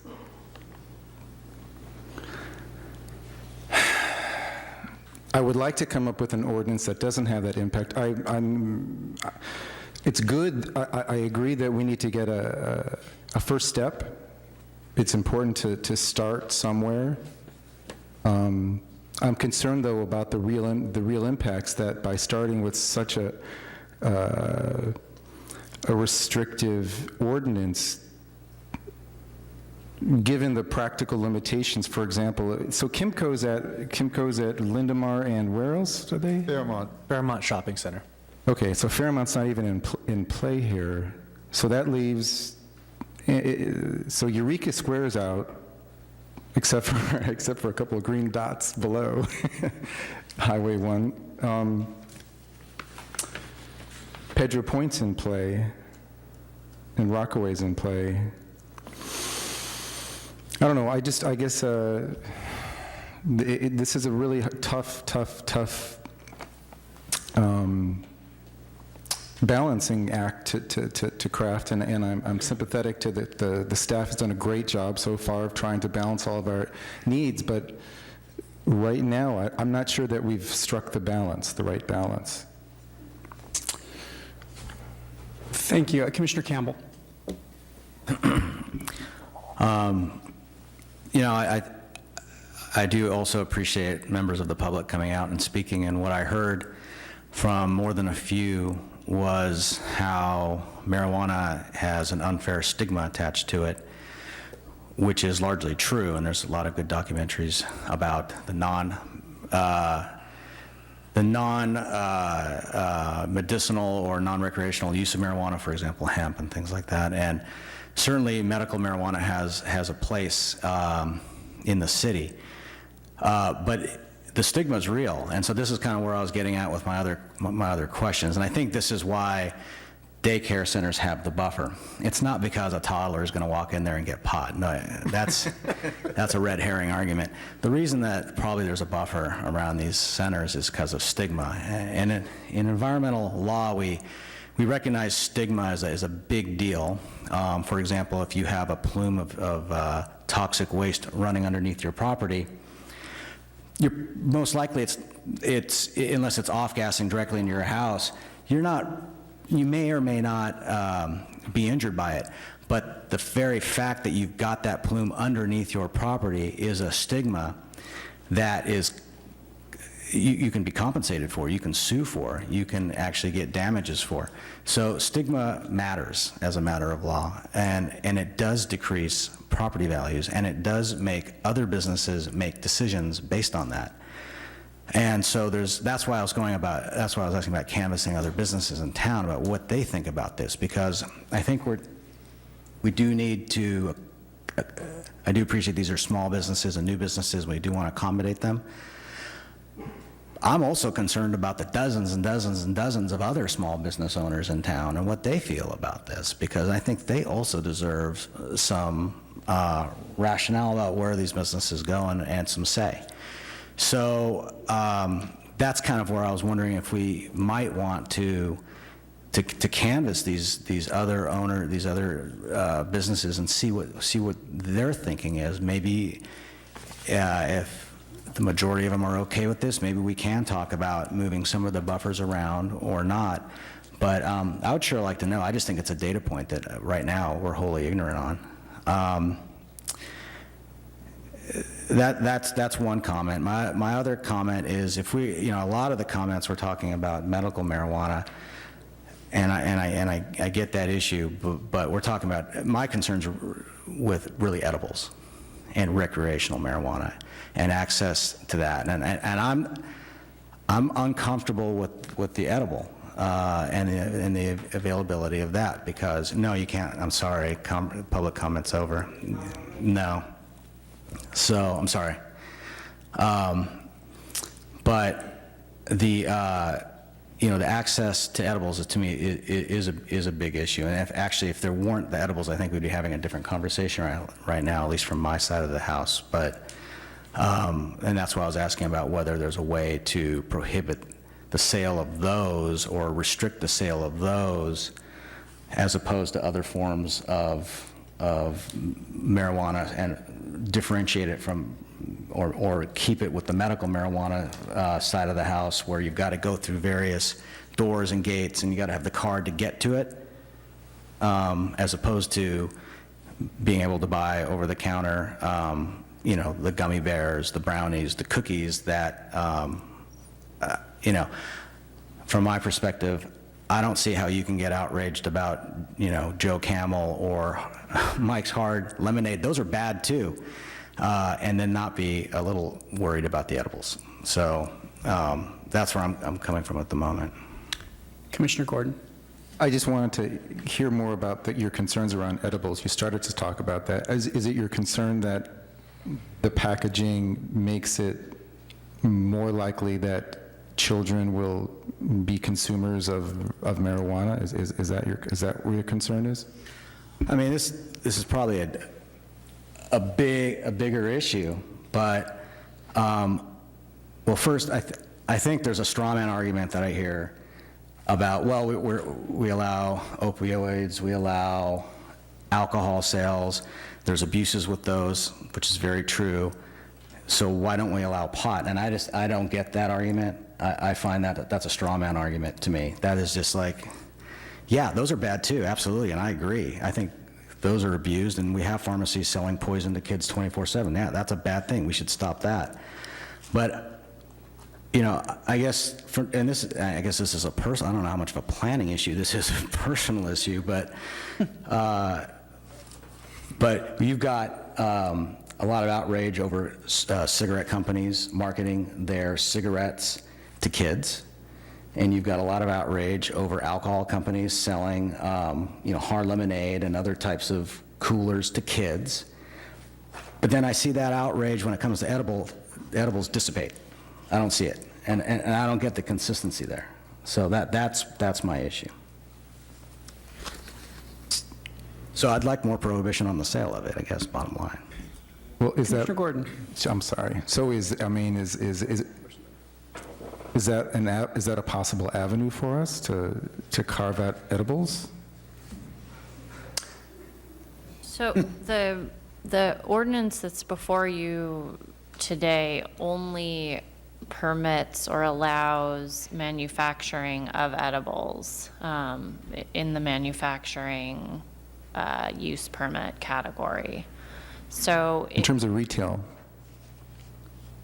In terms of retail, yes, you can certainly prohibit the retail sales of edibles. So we could carve that out of things that are authorized in a marijuana retail operation, edibles. My understanding is that under the regulations, the proposed regulations that just came out last month by the Bureau of Medical Cannabis Control, you may carve out edibles. Those regulations have not been formally adopted. They're tentative proposed regulations, and so at this time, I do not think there is anything restricting us from carving edibles out of the retail sales. Thank you. Commissioner Clifford. I wanted to know if we could just keep it to medical marijuana dispensaries versus even dealing with having retail dispensaries. And part of my concern there is not something that anybody else has mentioned, but currently the Justice Department has stated clearly that they're going to follow the Obama rules in terms of medical marijuana dispensing, but they have not mentioned recreational marijuana whatsoever, and could come down hard on anybody who is actually allowing that to happen in their jurisdiction, especially with comments that are coming out of is it Chief Justice? I'm trying to think of his name. Attorney General? Attorney General, thank you. Jeff Attorney Sessions. Sessions has made it very clear that he's not comfortable with marijuana whatsoever. I think he has, yes. But the Attorney General's office has clearly stated that they're going to continue not bothering medical marijuana where that's allowed. So that's why I'm concerned about whether or not we should even allow for anything besides medical marijuana in town. So is your question then to staff whether or not we could just do that? Yes. The answer is yes. Okay, thank you. Could you, as long as we're talking about that, could you discuss the tax implications or the income implications for the city if we were just going to have medical marijuana dispensaries? Sure. So the way that the state marijuana laws are written, a local excise tax may be approved by the voters and may apply to sales of both medical and non-medical marijuana.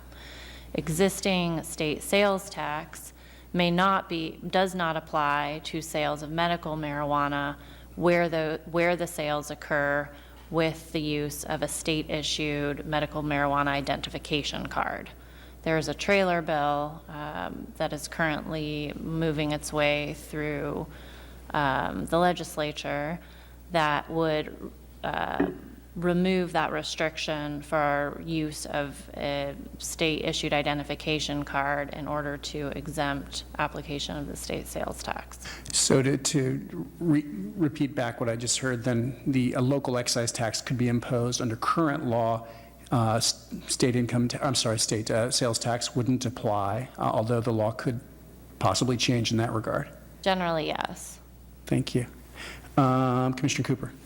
Thank you, Chair. I had a question for the consultant, and it's more in regards to labeling. I definitely agree with my commissioner's concern over edibles. And I know that I was at a conference once where I think in Colorado you have to label everything and actually imprint the product with a particular label. Is that something that the state of California is going to end up doing with these sales, or is that not going to happen? Correct. So the proposed regulations will be very similar to what Colorado does. And in that aspect, the packaging and labeling will be required to meet ASTM certification, which is it has to be opaque, it has to be resealable, it has to be substantially hard to get into. If it's not, then it would have to be placed in an exit package. The advertising of it in Colorado, the packaging and labeling laws are 37 pages. It's the most robust section. What we did was require that all the products after 2016 be imprinted with the universal symbol, and the universal symbol also be placed on the packaging and labeling and an exit package. It becomes extremely problematic in that there's so many different forms of marijuana that to create a standard across the board requirement for packaging and labeling becomes very difficult, because you have smaller candies, you have chocolates, confections, bulk packaging, raw product, liquids. So the state will address that. They're working forward on very similar regulations. I'd like to also add that in the medical arena, the edible products in Colorado currently account for 64% of all the products purchased, particularly in medical. The current age of admitted regular use has increased. The most popular age for regular use is 45 to 65 right now. And the age is getting older, and the older generation very much uses and purchases edible products. So with regards to those things, that's where Colorado and also Washington had moved forward with packaging and labeling requirements, universal symbols, and in both medical and retail. I had a clarifying question. What is exit packaging? I used that term a couple times. So if you have a product that doesn't necessarily fit in the needed package, you could place, let's say a pre-roll cigarette or joint, you could place that in a exit package which meets those requirements, which could be like a large bag that is opaque and resealable, so they could open it up, they could place the product inside, seal it, the person or purchaser or patient could leave and keep that product sealed, and it's substantially hard to get into, and it's resealable to the same qualifications.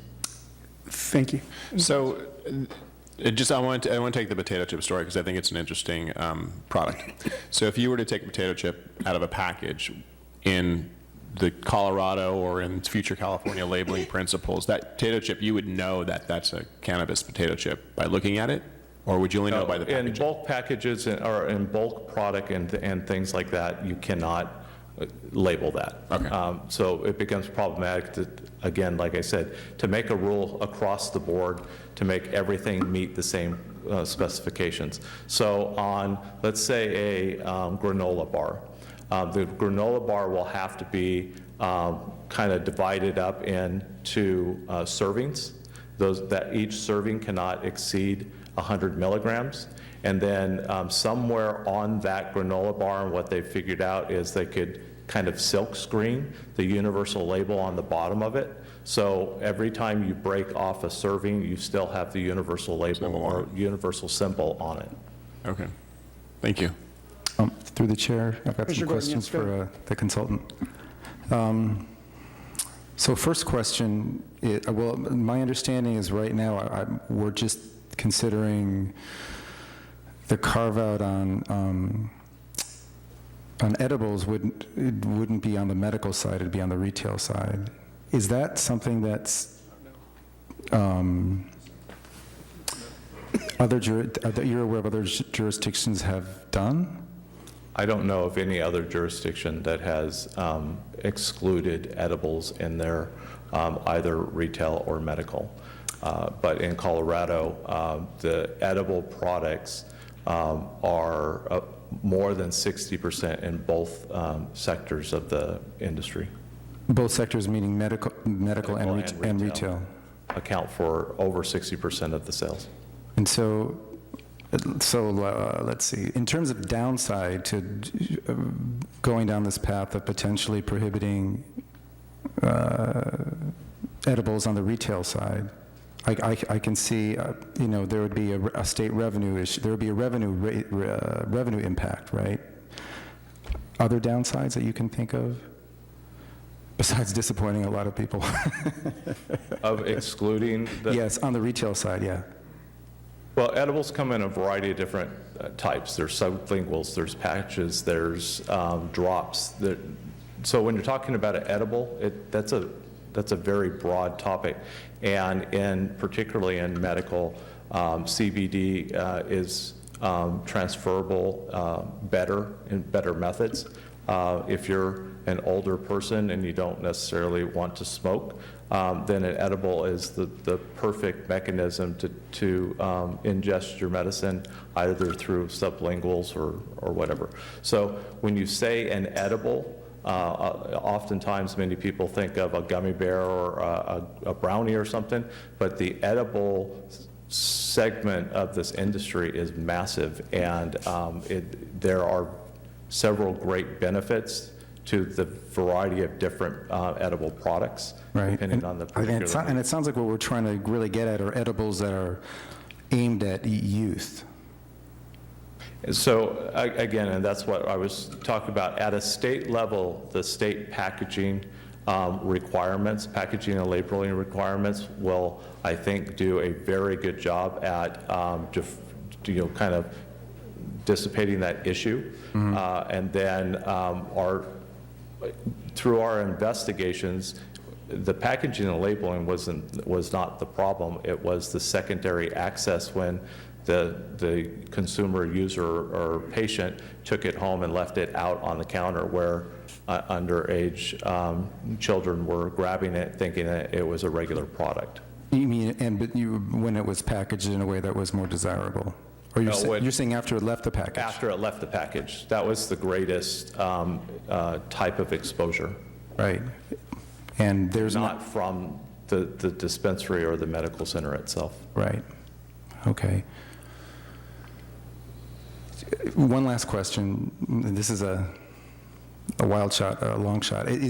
Are we aware, is there any science that we're aware of, or data that we're aware of, that edibles that are packaged in a way, or not, I guess packaged that's a moot issue since the labeling law. I'm just wondering, are we tilting at something at something that really isn't an issue? I mean, is there any science at all that says that edibles packaged in a way that complies with these laws has a correlation with increased use among underage people? I mean, anywhere? are we just kind of, Well, there's an incredible amount of research and studies done both in the alcohol and tobacco industry regarding marketing, packaging, and labeling. And what the states, the variety of states have done is try to work with those studies regarding marketing towards underage. If you talk to a diversion or child dependency specialist, they will blame the packaging and labeling as a great indicator. So the state has done a really good job at addressing that at the front to address. I would suggest that the recommendation will be that there won't be allowed to be bright colors or edible products that are made in the shape of stars or goldfish or things like that. All the other states that have medical and recreational right now prohibit those type of enticing products. So as time moves on, they are taking that research from the alcohol and tobacco industries, working with the pharmaceutical industries and trying to mirror the packaging and labeling requirements very similar to make sure that the product is as safe as possible. and just to clarify, is that where California's headed to? Are we going to be covered by these packaging laws, labeling laws? The proposed regulations, again, they haven't been formally adopted, do mirror Colorado's, and they are extensive. I cannot speak to the details of them, but I did look at them, and there's like 30 pages of them. Thank you. Okay. I appreciate your comments, so thanks. Just to wrap up, I think I've been persuaded that I don't think it's an issue, for me anyway, the edibles on the retail side, since it sounds like the packaging laws are going to take care of, in my opinion, the enticement aspect in terms of youth use. Commissioner Campbell. Just as someone who deals with extensive regulations every day, the amount of pages associated with the precaution really has no bearing on their efficacy, I don't think. So I would, yes, there's 30 pages of something, of instruction to do with packaging, but I would caution that could be meaningless. There's probably 1,000 pages dealing with tobacco packaging and kids or alcohol sales, I'm sure, to minors. There's probably many more dealing with opioids at the local pharmacies. But I think to me, I guess I fall more on the precautionary principle side of the thing. Yes, maybe we don't have a conclusive study that says edibles are necessarily a bad thing for kids. And I think that's what the tobacco litigation was all about for years, right? You had their experts saying there's no conclusive study that shows there's harm, so you got to allow it. And I think we're seeing that on the climate change side of the house as well. Not to get too far afield, but that's the same thing. You've got the merchants of doubt who, sow the record with, well, there's no conclusive study. On the flip side, you have the precautionary principle, which is, if you've got something that may do some serious harm and create more access points for children getting their hands on this type of product, maybe we should take a slow approach, see how it works on the medical marijuana side, and then we can always revisit this later. We're not, this is not the only time we can get this in front of us, but I would say we phase it in. Commissioner Evans. Thank you, Chair. And I know I asked this a couple meetings ago. What's the date again for recreational marijuana licensing in the state? It's not until 2018, if I understand. The state has said they plan to begin issuing licenses on January 1st, 2018, but we don't even have the proposed regulations for the UMA yet, so they might not make it? Possible it will be later. Yeah, it sounds like it. Okay, thank you. I just had a couple questions I want clarification on, and I know it's in here, I just wasn't reading carefully enough. 6 licenses citywide, 2 per the zones that we've set up. Are those licenses for recreational, medicinal, both, or is it, the 6 licenses, what do those pertain to? It would be for either or both combined dispensary and retailer, or an independent retailer and dispensary. Okay, so no more than 6, whether we're talking about all medical, all recreational, or some combination of the two? Correct. Thank you.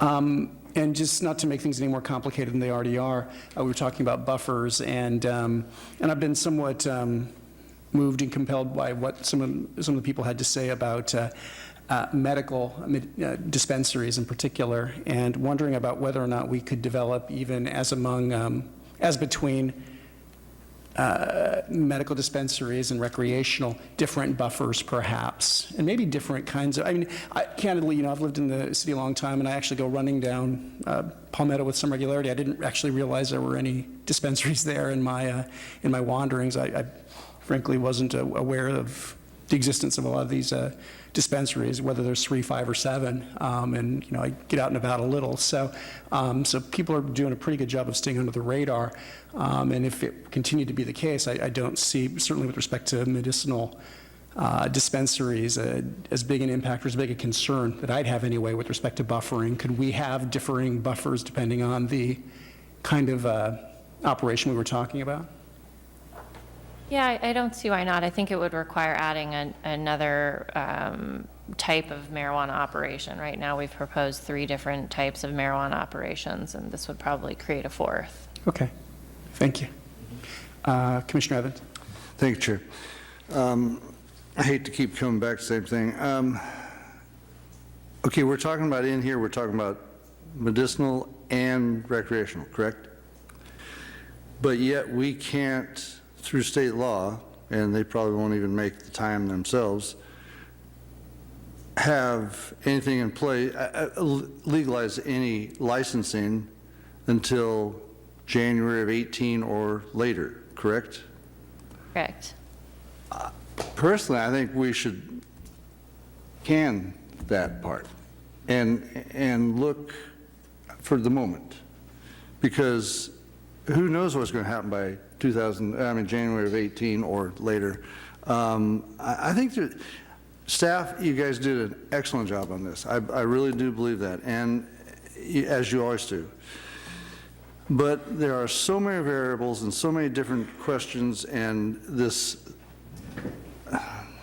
buffer zone area, to me, is a major problem. Again, going back to, with it being defined, that means we have to enforce it. And so thus, we're probably going to put everybody out of business except one. I think this needs to be looked at a little bit more. I really do. I'm not even going with the edibles, but the whole idea of us putting into place right now something that there are so many questions on. I'm not really in favor of that right now. Well, what's the pleasure of the commission in terms of next steps then? I'm sorry. Commissioner Campbell. I appreciate your suggestion, Chair, of making the differentiation between the medical and the non and the recreational if we're going to do anything. Commissioner Cooper. So hearing a little bit about what people want to do as far as this buffer zone and the medical issue, it'd be nice to do something here tonight as far as passing either the medical or the recreational with maybe a modified buffer zone. So what I'd like to hear from my fellow commissioners is what would be a buffer zone for medical if you were to do something. Okay, well, we'll go ahead and put a tack in that for a second. I've got a couple more lights here. Commissioner Clifford. Well, I was going to say that I would be willing to vote for medical dispensaries only, and in terms of the daycare, I see those children as being much more supervised than K through 8 or K through 12. and I would be willing to reduce the buffer there. I'd cut it in half, 300 feet from a daycare and leave everything else 600 feet. So you would be in favor then of stripping out for the time being recreational I would be dispensaries? willing to strip out recreational at this point. How about outdoor cultivation, since that's a portion? I would leave outdoor cultivation in place. And the other uses that are provided for the testing and the manufacturing, I would leave in place. Okay. Commissioner Gordon? Question for staff. So there's a daycare center that's a big issue that's, would reducing the buffer from 600 feet to 300 feet have any impact on the dispensaries that are located near those daycares? I'd have to do more detailed analysis, but I think a drastic reduction, such as 50% reduction, 300 feet, may exclude one or both of the two that I can think of on Palmetto. Because I like Commissioner Clifford's approach, but I'd be interested in having a little more data behind it in terms of knowing how much to reduce that buffer in order to make a real practical impact. Otherwise, I feel like we're just kind of speaking with blinders on.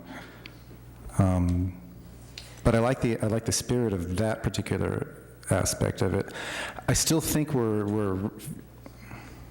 I have the utmost respect for all of my fellow commissioners. I think we're all a little bit, we've got reefer madness going on a little bit here. And I realize that we have to go by baby steps. I'm not in favor of carving out retail. Did I say that right? Yeah, of recreational, I'm sorry. I'm not in favor of carving out, of just focusing on medical. I want to follow state law. I mean, the state law, the voters of California have spoken. I'm in favor of following that spirit, and that's the state, what the voters voted on didn't carve out recreational. It approved, recreational use, so I think we should too. What were your other I think you were asking us questions, weren't you? I think the questions really pertain to how we were feeling about sort of the other provisions of the regulations, aside from whether or not we were going to sort of pull out for the time being the recreational dispensaries, and whether the other uses, the testing, what was the other, manufacturing. I had no problems with those other uses. I'm interested in bringing down the buffer zone some, and I've got no problem with outdoor cultivation. Okay. But I also think we should chew on the edibles. I was afraid you would say that. All right. Well, Commissioner Campbell, just to keep us going in sequence here. Yes. Well, as apparently the straight edge commissioner here. Who knew? Who knew? Who knew? I think that, honestly, I would almost be in favor of what you've brought before us, but for the edible argument, so the edible issue. I think the buffer should just remain consistent with state law, 600 feet, just because I think that's the easiest for everyone to understand. Once again, I'm not against recreational sale of marijuana in the city. I'm just against the edibles. If you want edible medical, that's fine, because it seems like you've got to go through a couple more steps to get there. Outdoor cultivation, I'm fine with. I got no problem with that. So that's where I'm at. Thank you. Commissioner Cooper. Thank you, Chair. Josh, just to remind you that medical is legal is legal right now, so the recreational doesn't come into effect until till 2018 for the recreational side of it. So I think what we were proposing was to do baby steps and do what we can do now, and then add that as a later amendment. But Is that right? well, that's what I had envisioned, was the medical portion we could do something with, and then leave the recreational portion aside until we get closer to that point where we actually have to do something. Because even if we legalize the recreational at this point in time, it's not legal by state law. Right. So, But recreational's in the ordinance as before us. it is, but we could parse that out.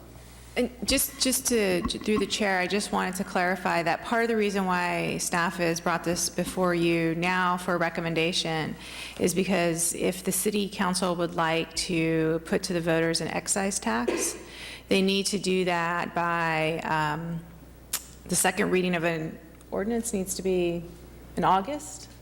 Is that correct? We need to get the language to the clerk of the county. The county. To certify for election by August. Right, and so we felt that they would need this information as to what we could potentially allow in town in order to make an informed decision on what kind of excise tax they wanted to put to the voters. So is it going to be medical? Is it going to be recreational? So yes, you're correct that we have more months technically, but that's the reason why we as staff brought this to you now, because it was going to be informative for the ultimate decision on the excise tax that the council needs to make. Commissioner Cooper, what are your other thoughts? If you have any more to share at this point regarding, do you speak to edibles and some of those other things that are on the table? For me, I don't have any problem with edibles. I think edibles I look at it more of a business proposition as well. I certainly think that the dispensaries would have a very difficult time operating just with a plant sale or a dried sale. I'm not sure how viable that would be in the long term. And I don't think that we would be doing a very good service to the community by doing that. So I think the whole reason we're here is to approve some sort of medical or recreational use, and I think it's a good use. I'm obviously for medical marijuana sales, and I think if you were to limit that to say it's only going to be a plant product, I think that would be. A lot of people don't like the plant product. I mean, a lot of people do like the edible. It's the only way they can take the medicine. We've heard from cancer people. I mean, it's very difficult for them to do that smoked product, and they might get back some of that appetite, or in a different way than you and I might do it. So I certainly think that it's an appropriate use to do the edible. I would like to do some sort of recommendation tonight, and I'm very much in favor of the medical. I'm still confused about the recreational with all the things that are coming up with the state statutes. I don't really know much about it yet. I mean, I think it's going to change as we get closer and closer. But just to leave it vague on the medical portion, I think is something that we should be doing. But I mean, I agree with Commissioner Evans. I mean, I think there's still some out there. We don't really know what we're displacing as far as existing businesses. As much as I am opposed to giving any grandfather clause to the businesses, because I think they're operating illegally now anyways, I certainly don't want to preclude too much business to come into Pacifica. I mean, I think if you restrict it so much, your supply and demand, you're not going to have anywhere to supply, so your demand is going to be nil. And I think we'll miss out on that opportunity. So again, I'm open for suggestions. I certainly think reducing the buffer zone would be a good start. Thank you. Commissioner Evans. Thank you, Chair. I have no problem with the edibles, just because I'm such an anti-smoke person, because I used to be a smoker, that I can't deal with the smoke. So for somebody who's the same way as I am, I would go with the edibles. I don't, but I would. And so I have no problem with the edibles. The problem I still have, though, is we need to look at that buffer zone. It's too restrictive in my mind. We open up 300 feet and that's fine, but if it opens up one spot in a whole town of 38,000 people, I don't know, what's the plus there? So I think we really need to look at that. And honestly, in if you think about it, once 2018 comes, whenever the state comes together with their new regs, the only difference between a recreational sales and medicinal sales is in the medicinal sales, you don't pay sales tax. Currently, true. Currently. And even then. And if we have excise tax, it's going to be on both of them. So it's going to be, in my mind, it's going to be almost ridiculous to claim, the restrictions of medicinal when you can just go, if there's available, a location for recreational.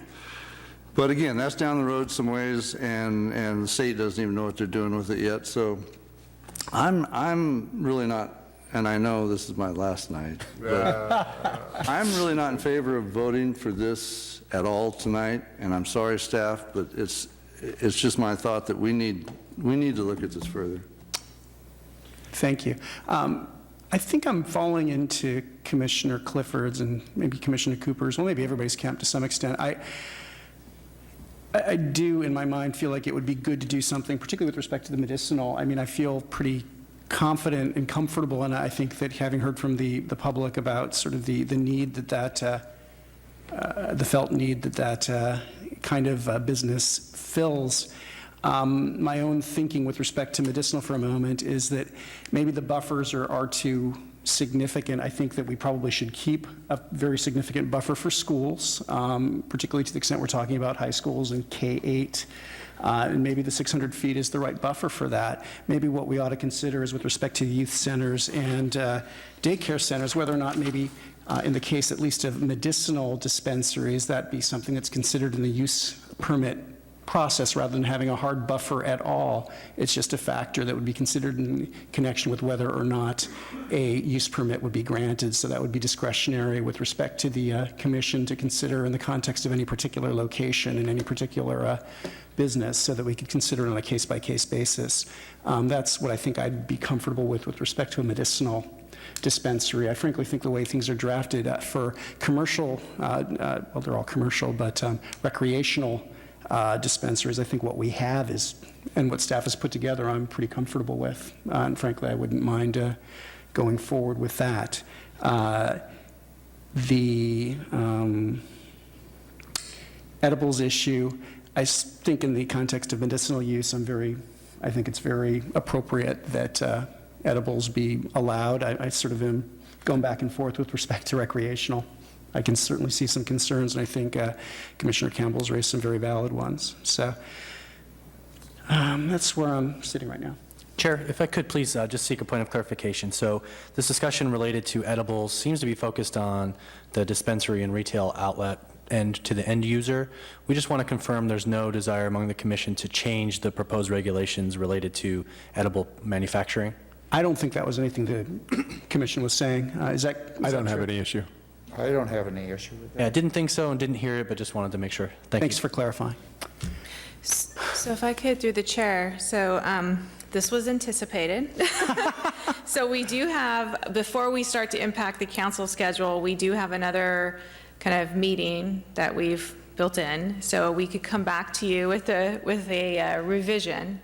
But I think that in order for us to effectively do that, we need to see if we can try to get some consensus on where the commission wants to go. And I think for me, there's 4 areas, and I'm not sure quite how to organize it, but I think that we need to know what your thoughts are on the buffers, and whether or not potentially, I'm hearing some of you might think that the use permit, or marijuana use permit findings may be sufficient perhaps for medical, with the lesser buffer. Do you support the overlay zones where they are? Maybe they would expand if the buffers change, or do you prefer that these just be discretionary uses allowed within certain commercial zones, and so that there is no overlay zone within the city? Is there, and then the last 2, of course, were the edibles, and then medical versus recreational sales. Okay. Do we have any feedback for staff on? I would like, questions? Tina, can you clarify your overlay zone? Thank you, Chair, sorry. What did you mean by that comment of how would you propose, or how would you word a question to us? So there seems to be some concern that the overlay zones are too small. There's Okay. not enough potential space where these businesses could go within the city. So, this is what we came up with, given the prior direction to maintain certain buffers. However, there is the option, which we presented in previous study sessions, that you could not have any buffer, but allow dispensary retail sales as a discretionary use within certain zoning districts. So for example, any C2 district. What about the opposite? What about keeping the boundaries and then allowing a discretionary permit for anything less than the boundaries? Keeping the buffers. Where they are, and then simply saying, okay, if they want something less than that, then they have to get approval for that. So are you proposing a permitted use outside the buffers, and then within the buffers is a discretionary use? Within the buffers, it would be discretionary use.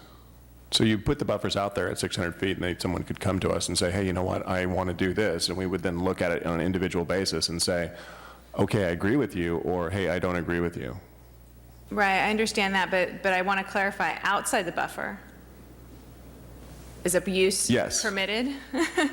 Yes. Do they just come in? So ministerially, is that what we'd be Ministerial. saying? I don't, What do you think about that? I wouldn't be in favor of that. No? You want to set a minimum? But the first part I think was interesting. With that there's a possibility of getting a discretionary permit within the buffer zone, but you've got to, although I guess there's no differentiation then. You already need a discretionary permit. Right. Yeah, you'd already Okay, do one, so. never mind. Well, I think that, I don't know if we can do this, but we've tried to set up pretty robust findings that would need to be made in order to approve a use permit. With direction and maybe some input from the Planning Commission, I'm wondering if there's even additional findings that we can add to use permits that come in within the buffer. What would the findings typically need to be for a variance? Is that anything that would be useful, or aren't those usually pretty extraordinary things you would have to show? Is that too unique to?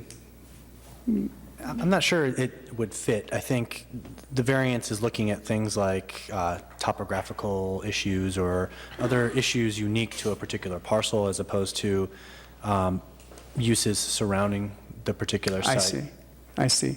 But the idea, would there be something extraordinary or exceptional that an applicant can show in the context of a particular application to justify permitting a business notwithstanding the application of the buffers? Is that what you're asking?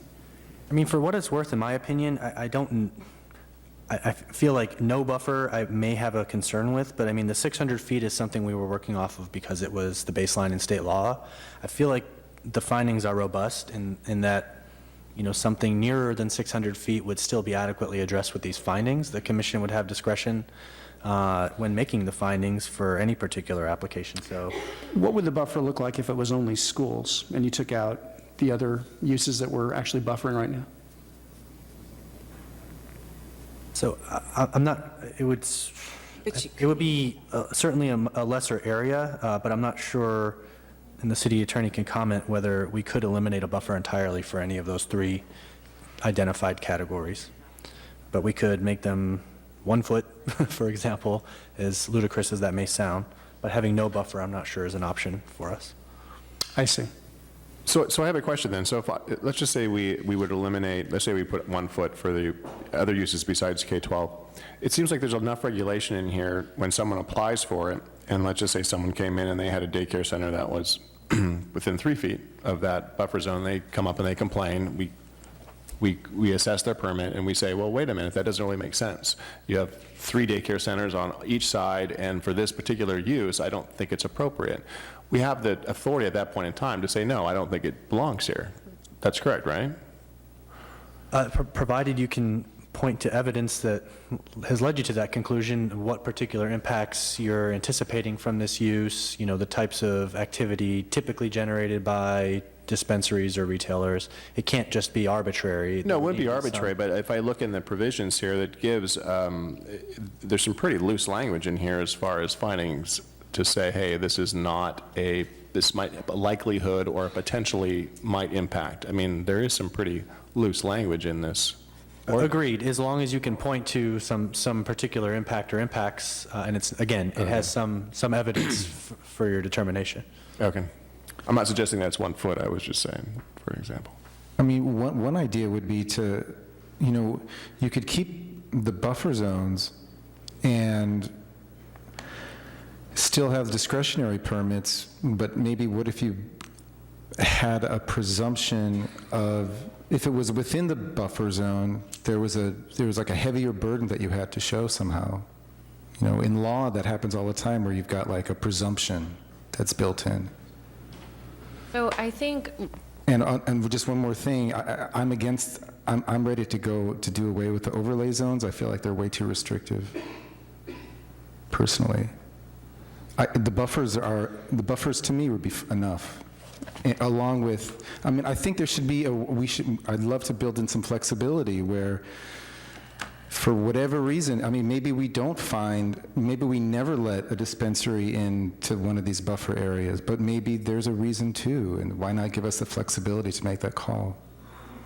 I think if I could just add a couple of the considerations for staff's recommendation and offering of an overlay zone concept was the ability to have, through the land use realm, in addition to the licensing realm, an ability to limit the number, and also to have some influence in dispersion throughout the city to avoid clustering. Buffers, as they are in state law, are something we need to deal with, and if we adopt a lesser buffer, something we need to deal with. But having the overlay zones give us a further way to identify areas outside of the buffers where they may be permissible. And so the number and location, I think, were assets of the overlay zone concept. And then similarly, without an overlay zone concept, the dispersion becomes a difficult issue. It gets back to the bad actor concept that I mentioned in the study session where, let's say, you want to avoid dispersion, but without overlay zones, you impose a 200-foot or a 500-foot buffer between dispensaries. One person comes in and effectively blocks everybody else out from a particular commercial district. And so just adding that for the commission's consideration, that we think there is some utility to the overlay zones. We're not saying that these are exactly as they should be. Certainly a reduced buffer less than 600 feet would open up some of the marginal centers like Eureka Square with, a 300-foot buffer, for instance. That likely would come into play. That West Manor section west of the Pacific Manor Shopping Center likely would come into play. And it's possible Fairmont Shopping Center could come into play, notwithstanding Kimco's current reservations. So I would just offer maybe not to completely abandon the overlay zones because they're seen as being too restrictive currently, but the commission seems very interested in perhaps reducing the buffer, and since I anticipate we may be coming back, we could present what that would look like in terms of an expanded area. The concerns regarding clustering and location, if we were to do away with the overlay zone, couldn't those concerns still be addressed in the discretionary permit context, yet with more flexibility? They could. Again, you sort of have the presumption that there's this limitation with the overlay zone. You would need to find evidence for why the clustering would be impactful if you were to rely on the discretionary permit process. It just shifts the burden. I'm sorry. Go ahead. No, I was actually just enraptured by what you were saying. Please continue. It just seems like obvious, like, okay, you've got one little block of retail stores. You've already got a dispensary, in that block. It would just seem, to us, it would seem like that would be a finding enough of like, we don't think it's in the best interest of this area to have that kind of concentration. Why wouldn't it be any more complicated than that? Not to prejudge anything, of course.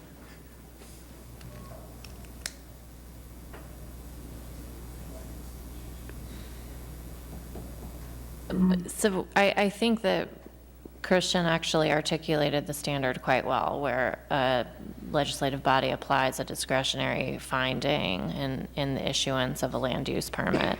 There has to be some articulable connection between a finding for compliance with some of the discretionary criteria and the decision that's being made. So as long as you can do that, then yes, I think the regulation that you're proposing would work.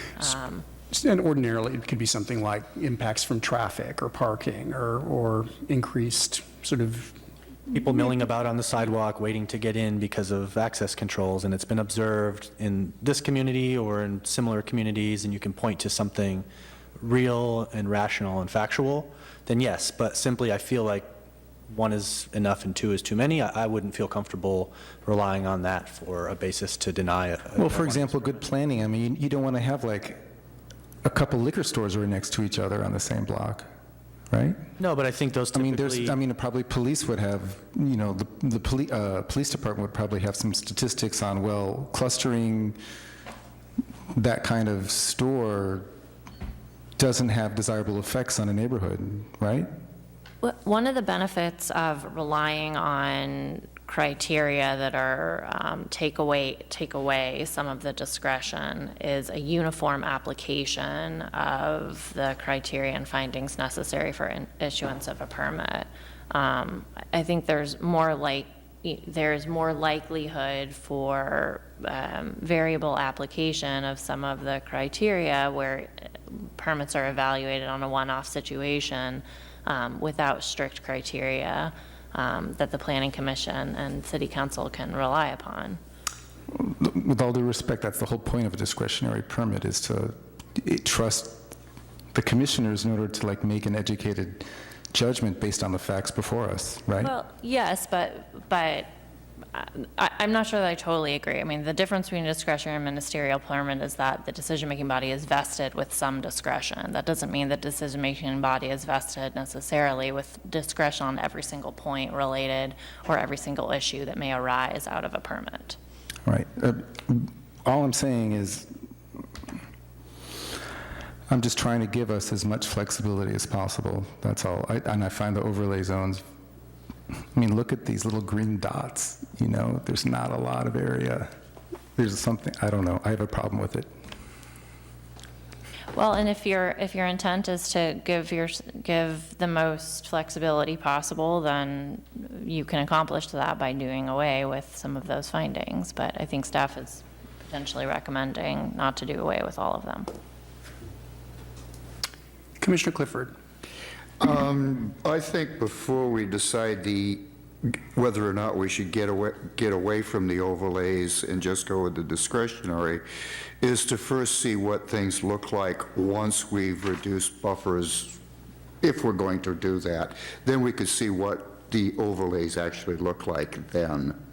And then we could have this discussion about whether or not we want to keep them, rather than going from what we're seeing now, which is not what we will necessarily see when we decide whether or not we want to reduce some of these buffers. So your direction, staff, then would be to keep the overlay concept adjusted to reflect the change in buffer, whatever change in buffer we ultimately suggest we be comfortable with? Yes.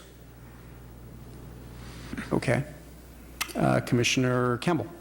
Yeah, I think staff did a really good job with the overlay zones, and I think it is backed by some standards. And I think if we get too far down the discretionary road, we're just raising more questions than we can answer, and we're probably going to increase our litigation risk as a city as a consequence. So I do agree that we should keep the overlay zone concept, and then perhaps look at some of the general reductions in buffer for some of the facilities and see how it plays out. Commissioner Cooper. So I have a suggestion. Is there a minimum? Does anybody have a minimum here of what you want the our trustee board to do? I mean, do we say, hey, you know what, there's a 200 minimum, and then we want you to explore 300, 400, 500, 600? Or what direction can we give the staff to do some sort of buffer zone and overlay zone? I mean, what do people feel comfortable with? I mean, 200 feet seems really, it doesn't seem like a plausible number to me for a K through 12 school. I mean, I would want to see something, you know, almost start at 300 or start at 400 and then move off from there. Certainly for daycare centers, I'm willing to look at a different buffer zone, but what do we want to do? Why don't you answer your question first? Oh, okay, I'll answer it. I think for the K through 12 schools, I think we should explore the a 400-foot buffer, and you already have the 600-foot buffer, so I think that would be appropriate. And then for the daycare centers, I think we should explore all the way down to 200 feet and see where that leads us. So in 100-foot increments, we know what the 600 is going to be. So let's go 2, 3, 4, 5 and see where that lays. I also think it's important that we look at where our current dispensaries are. I'm not going to give any preferential treatment to any of the dispensaries, but certainly they've done some research and found out where it's plausible to do such type of business, and that would be useful to me to say, hey, these are areas that might be plausible for future businesses. I'm still for the overlay zones. I still think that that's an appropriate way to regulate. And for now, if we want to change it in the future, then we can always change it. So I think that's okay. You also asked about edibles. I'm for edibles, so I don't have any problem with that. And the medical versus recreational, again, I'm totally for medical. Recreational, I'm for putting something together because I think we should do that for the city council so they can bring some sort of ordinance together and they can say, hey, with student excise tax, we need to get ahead of it. And so if we regulate it in the state law, for some reason trumps whatever we've put out, then it trumps it, and then we'll have to deal with it anyway. So that's my suggestion. Okay, I'm just going to go down to Commissioner Evans and ask if you wanted to weigh in on the questions that Commissioner Cooper framed there. Chair, if I could, pardon the interruption. Thank you. Could Commissioner Cooper also chime in on his preferred buffer from youth centers? That's the third category. I don't remember. I would go all the way down to a couple hundred feet. I mean, I don't really. So comparable youth centers, to the daycare. yeah. I mean, the youth centers that I see are there's a Boys and Girls Club on several different schools, but they fall right in line with where the schools are. I guess the other question you'd have is something like Oddstad still a school? I mean, I don't know. I mean, if you look at that area, it's not really a school anymore. So Lindemar, that's not really a school anymore. So do you put your restrictions in that zone, or do you say, no, they're not in that zone? Because, yeah, they're technically still owned by the school district, but. It has to be a school that's actually offering primary education. Perfect. I would, again, I want to leave edibles into it. I think it's, I would want to see what the downsized, I like the idea of the overlays, but I want to see what the downsized spaces are. Do you have a minimum? I liked yours. The only one I questioned was the youth centers just because of their age, maybe a little bit higher on that one, but I mean, the schools, to me, a youth center would be kind of like a school just because you're not going to be sending real small kids to a youth center. So, but I'm just trying to make it easy for the businesses, and we aren't, so. Thank you. Commissioner Campbell. I think that the 600-foot buffers that the staff proposed is probably the most workable. I imagine it's also backed probably by findings from the state as well as you, and I think you put a lot of work into those. And as far as examining multiple buffers, I would imagine that your time is not limitless on this, and so I think I would just go for the 600. Edibles, I think my position's pretty clear, although I think I'd ask Commissioner Evans and Commissioner Coopers what their position on edibles is, because I didn't quite get it. Was it across the board, recreational and medical, or just medical? I don't have any issue with either one. I have no issues with it either. Okay. Thank you, Commissioner Campbell. Commissioner Gordon? I have no problem with edibles on recreational medical. I love Commissioner Clifford's suggestion that why don't we bring down the buffer zones and see where that leaves us with overlay zones. In terms of minimums, I'd go down to, God, that's a hard one. Daycare, I'd go down to 100 feet. Youth center, I'd go down to 400 feet. K through 12. I'd love to see, I'd love to see 400 and 600. Just, I think that was it, right? I think that's it. Thank you. Commissioner Clifford, anything to add? Okay, I have no problem with the edibles. I am,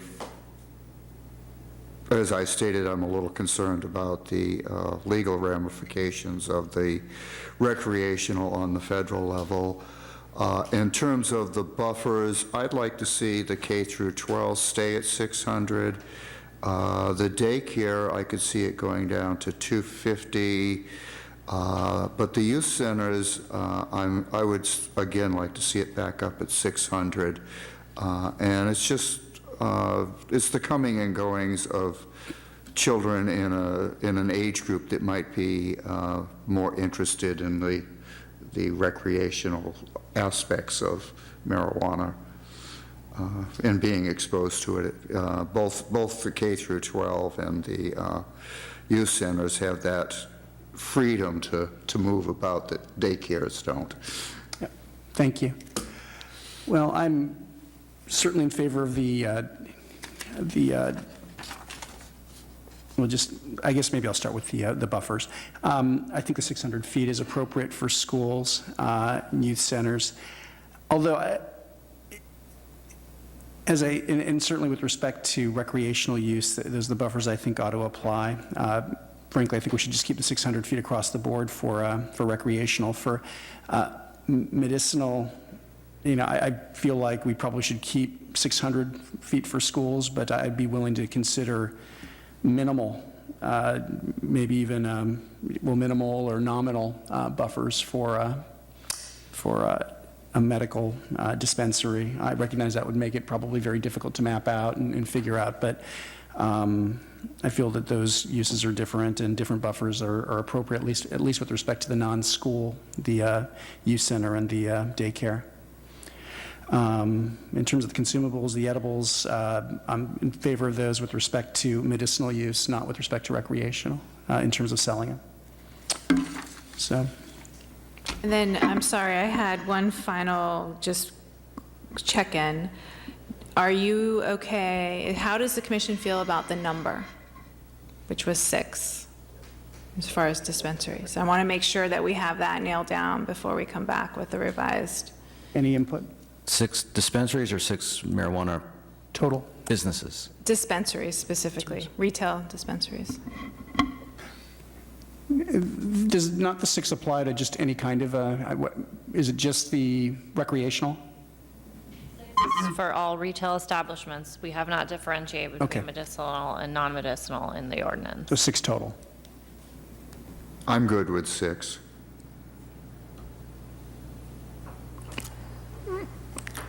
Six sounds kind of high for Pacifica.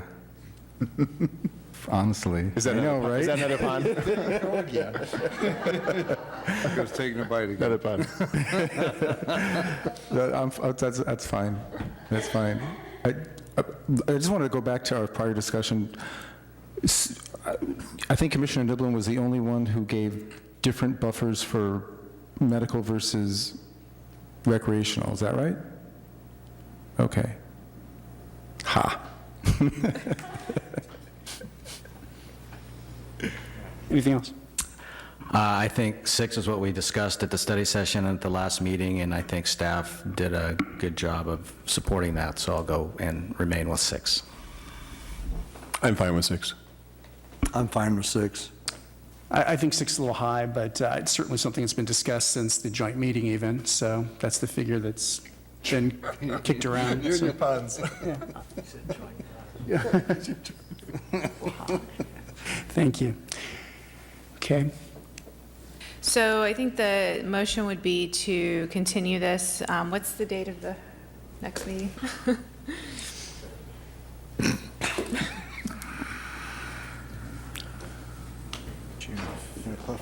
June 5th.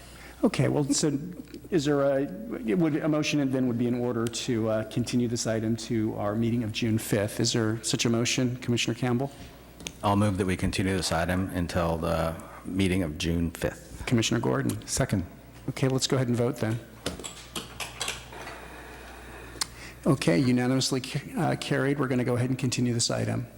Thank you. Okay. Can I get a little break? Looks like we're going to need a little break. So why don't we go ahead and adjourn for 5 minutes? 5. Okay. Great.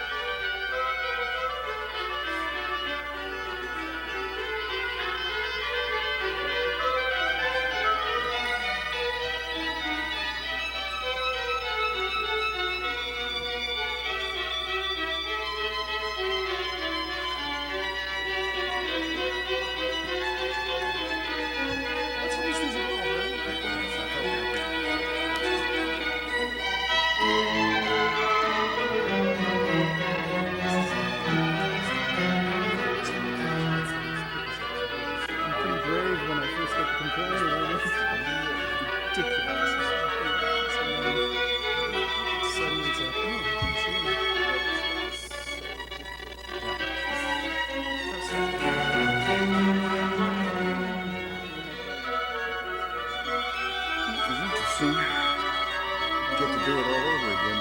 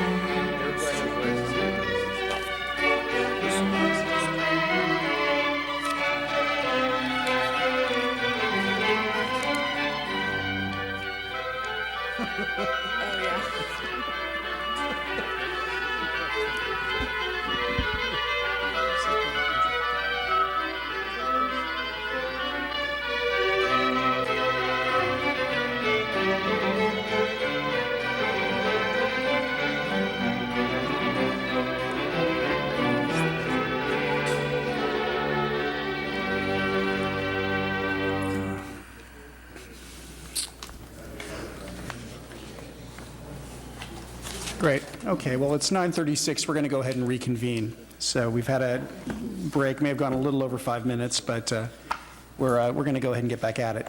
So the next item on our public hearings portion of the agenda is text amendment TA 10717, initiated by the City of Pacifica to consider extension of Title IX, Chapter 5, Growth Management Ordinance, the Pacifica Municipal Code, to expire on June 30th, 2017 is scheduled. The text amendment to be discussed would affect property citywide. The Planning Commission will consider the text amendment and make a recommendation to the City Council. The recommended CEQA action is exempt, and staff's recommended action is to adopt the resolution recommending that the growth management ordinance expire on June 30, 2017.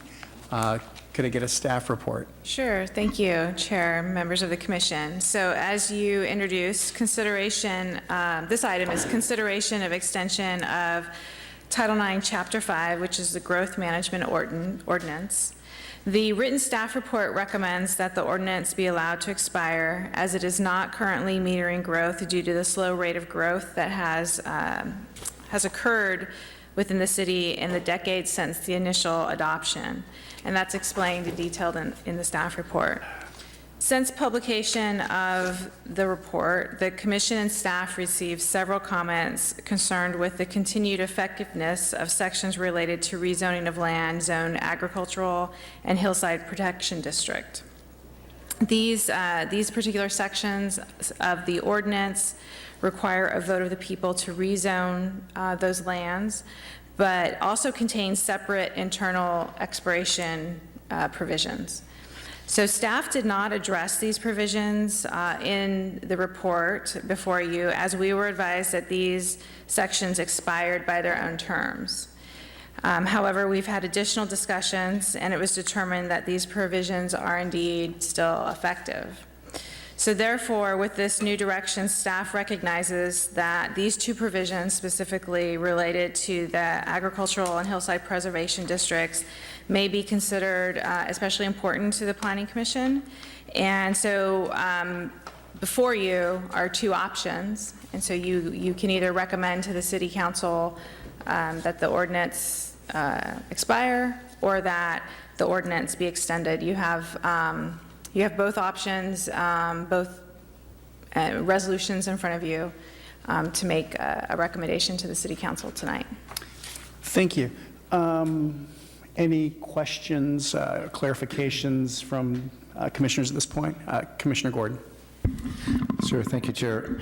So the original basis for recommending to let's divide the GMO into two parts.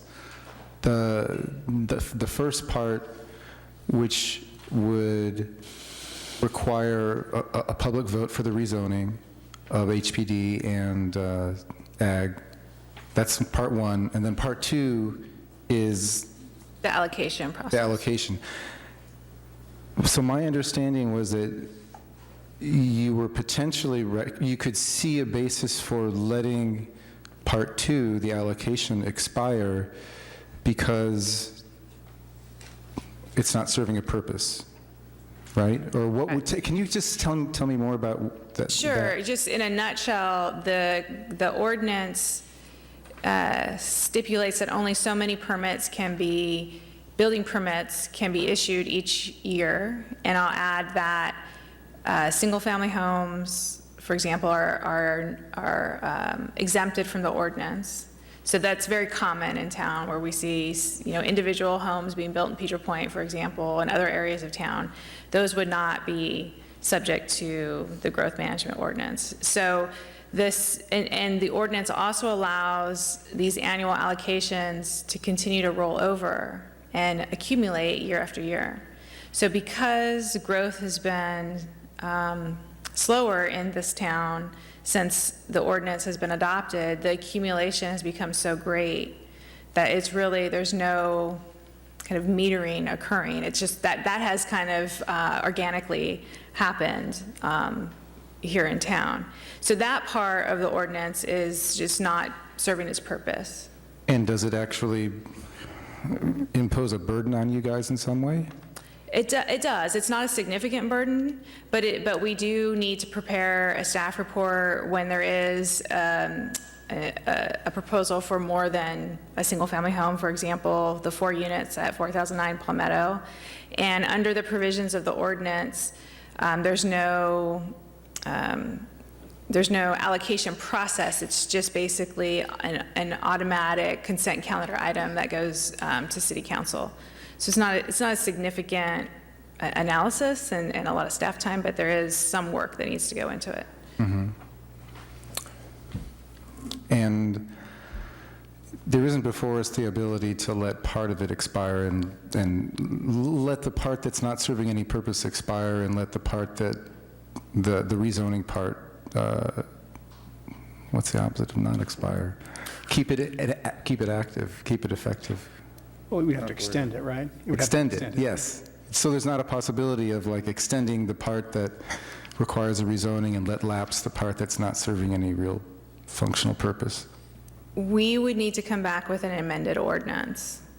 So our recommendation, if the Planning Commission does want to make sure or recommend to the City Council that the provisions that apply to the rezoning of agricultural and hillside preservation lands stay in place, then I would recommend that you go ahead and adopt the ordinance recommending that the entire growth management ordinance be extended. Oh, that helps clarify. Thanks. Commissioner Evans. Thank you, Chair. The one statement in here that and nice report too. Thank you very much. The one statement in the report kind of took me back a little bit. It says, due to the high number of RDAs available, 1,483, the GMO is no longer meeting the intent of the voters in Pacifica. Under the current conditions, 5 separate developers could come in and each develop 295 units within their allotment, and we'd still have leftover, correct? Correct. Yeah, okay, that's a lot right there, so. I had a real quick question pertaining to Section 9-507 and 9-508, agricultural land and hillside protection.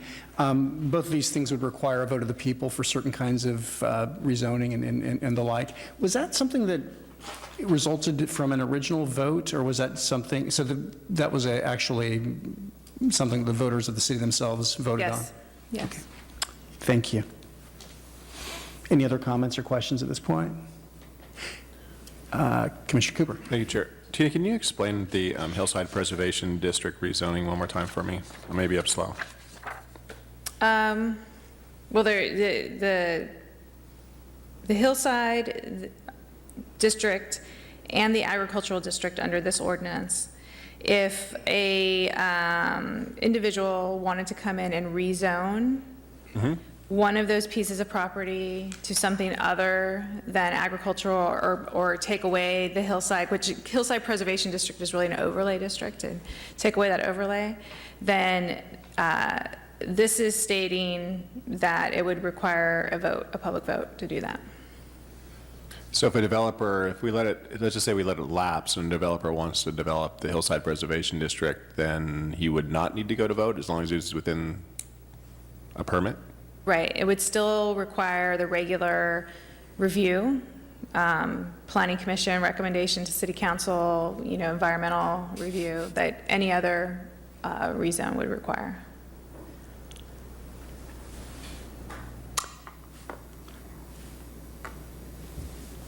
Anything else?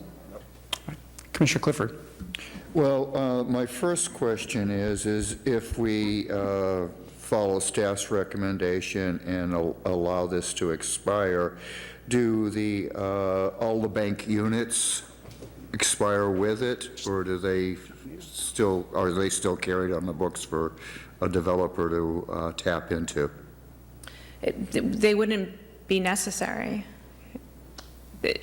There would be no more allocation process. There'd be no allocation process, and the units that have been previously banked would be gone. Right. Okay. And then going back to the agricultural and the hillside protection, I think I heard you say that they had different expiration dates than the rest of it. Did I misunderstand that? Or? So the way that this is drafted is there's a termination clause at the last section, and it applies to the chapter. And then the agricultural land rezone and the hillside protection district rezone contain their own expiration dates. So the point is that the termination for the entire chapter supersedes the 1997 dates, And I or think the there's a- 1977 date even that's reflected. I believe that's a typo by our publishing company under the hillside. I believe that's supposed to be 1997. So- I believe. Yeah. But the idea is that those remain in effect owing to the last section, subsection of last section of the chapter? So the ordinance as a whole was extended by the city council prior to the 1997 expiration dates of subsections 07 and 08. Our interpretation of that means that the chapter as a whole was extended, and the extension superseded the internal expiration dates. Okay, thank you. Any other comments or questions at this point? Chair, I'd Commissioner like to Cooper. take a quick pause and ask the city attorney something before I do any motion. Okay, well, we're going to have a little public hearing on this before there's a motion, so. Okay. Do you want to, yeah, go ahead.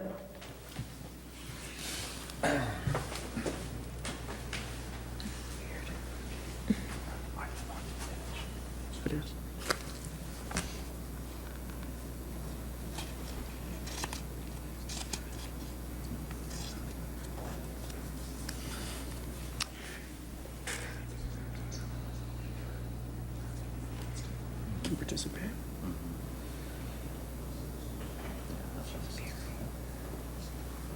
She's married, not checked out.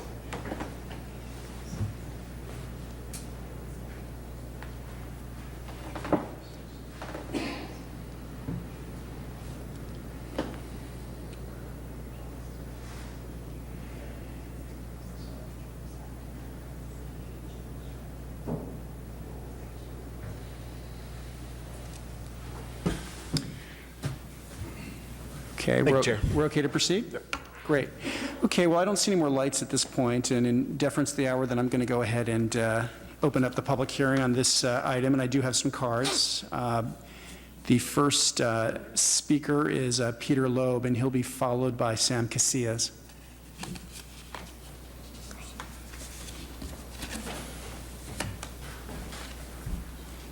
Thank you, Peter Loeb. Things are moving fast, but I support what I hear the planning director saying, is that in order to keep the Hillside Preservation District and the agricultural rezoning things active, the simplest thing to do is just to extend the ordinance, and I'm here to basically ask that happen. I have the ordinance open here, and I had it open to a certain section that I now can't find. I won't waste your time. please just extend the ordinance so that the public vote requirement for rezoning agricultural and HPD land stays in effect. Thank you. Thank you. Mr. Casillas, followed by Dinah Verby.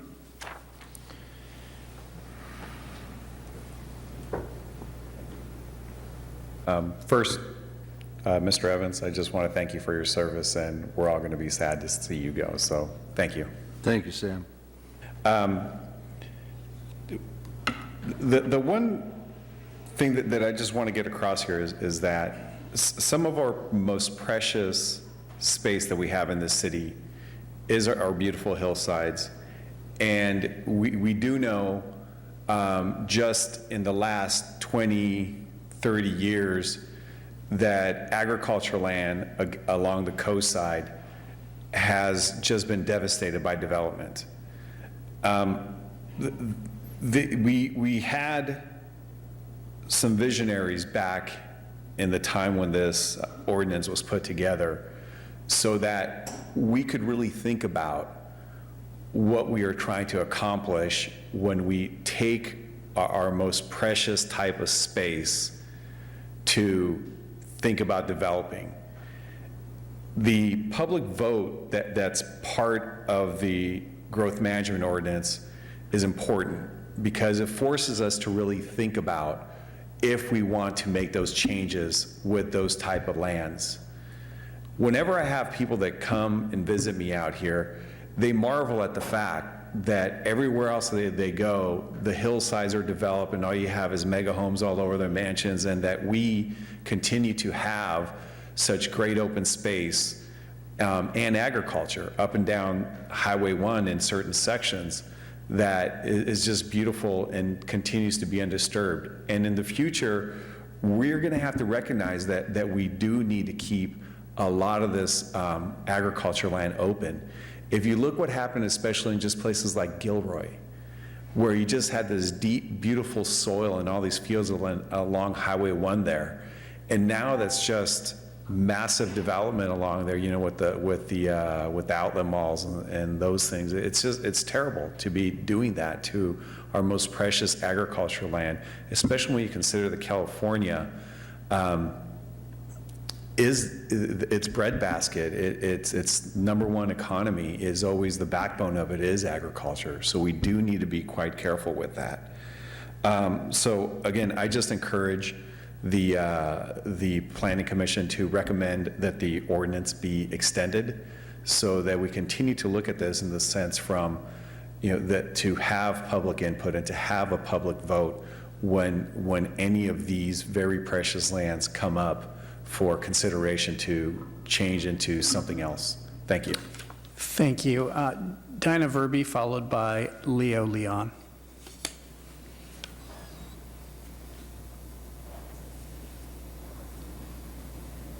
Thank you. Good evening, everybody. Dinah Verby. I want to thank staff for clarifying that issue with the conflict between those dates. I get why that was confusing. But I think it is very clear that the voting protections are still in the ordinance. And I hope you got a chance to read the written email that I sent, because there's a real strong history behind this that I had a feeling many of you probably didn't know. But the public vote requirement was probably as important, if not more important, than the actual number of units. I would say they were at least equally important to the voters, so much so that it really did launch a firestorm of political craziness when the council in 1993 let the growth control ordinance lapse. So I wanted to include the numbers of the vote in that election, because the pro-growth control vote was 87% in that election. That's one of the highest percentages of voting for anything that we've ever seen in this town, and that's how important this issue is to our people, and that hasn't changed. That hasn't changed. And the fact that it's been routinely continued and extended ever since then is because that's what the voters want. And I'd say that it has served its purpose. And to be honest, I haven't even thought about the issue of whether we still need the RDA allotments or not.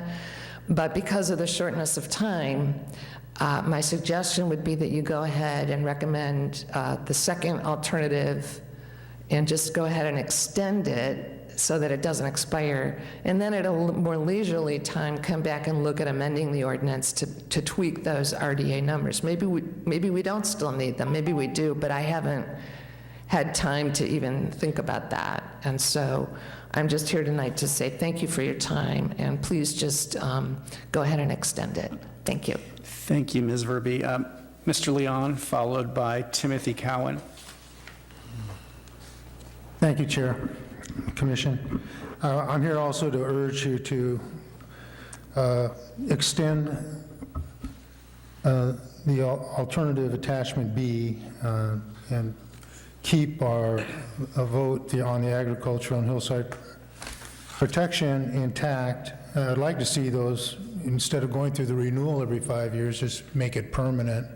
That would be probably the best thing to do. Regarding the regional housing needs allocation and the way these things are accrued, we do need to address that. I think probably not going to do it now, but a freeze seems, if the formula is off, let's change the formula. Let's freeze it until the allocations catch up with the balance. I mean, I think that would be probably a reasonable thing to do and not too far a reach. At some point, we may need a chance to activate it. Give it a chance to see if it catches up. If it doesn't, at least we're not just adding numbers. The planning director, I think, didn't mention that of that accrual number, 20% is available in any given year to anybody that comes in. So as the number keeps growing, the 20% keeps growing. So I say just freeze it and let the number draw down. But the main thing, as you heard, I was a voter. I remember that election, and I remember some of the actions that precluded that election. And there's broad support for hillside preservation and agricultural vote in this town. Thank you. Thank you, Mr. Leon. Mr. Cowan, followed by Hal Bonner. Good evening. I'm also here to speak to extending the ordinance for another 5 years, the growth management ordinance. I was a participant in the original battles, which is not too strong of a word to describe what went on. The newly elected city council at that time had proposed a whole nother ordinance that would take away the vote of the people. And when they saw that that wasn't going to fly, they rather duplicitously said, oh, well, we've gotten calls about the original ordinance. So many people like it. So we'll put them both on the ballot. And the ballot that had been worked out by local concerned citizens, because there was at that time, there was a concern about a legal argument about takings. In other words, if you were not letting me do what I want with my land, then you're taking it from me. And so the third ordinance that was proposed addressed that in a minor way, so it wouldn't be an argument legally. And so three measures went to the ballot. The original growth control ordinance, the one by the new city council, and what I would call the good one.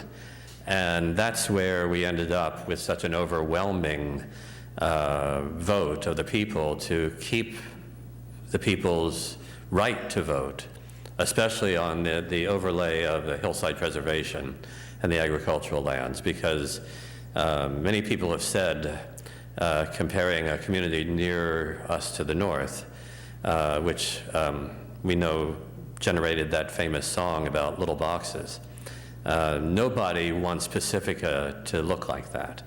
And at least I hope, well, with the exception of some realtors, but given the exception of some fantasies of building everywhere, every possible square inch, I think without much contradiction, you would find that the vast majority of Pacificans want that right to vote on these things to be maintained.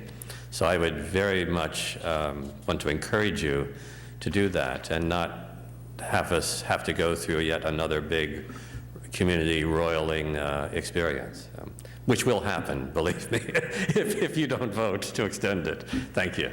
Thank you, Mr. Cowan. That leaves Hal Bonner.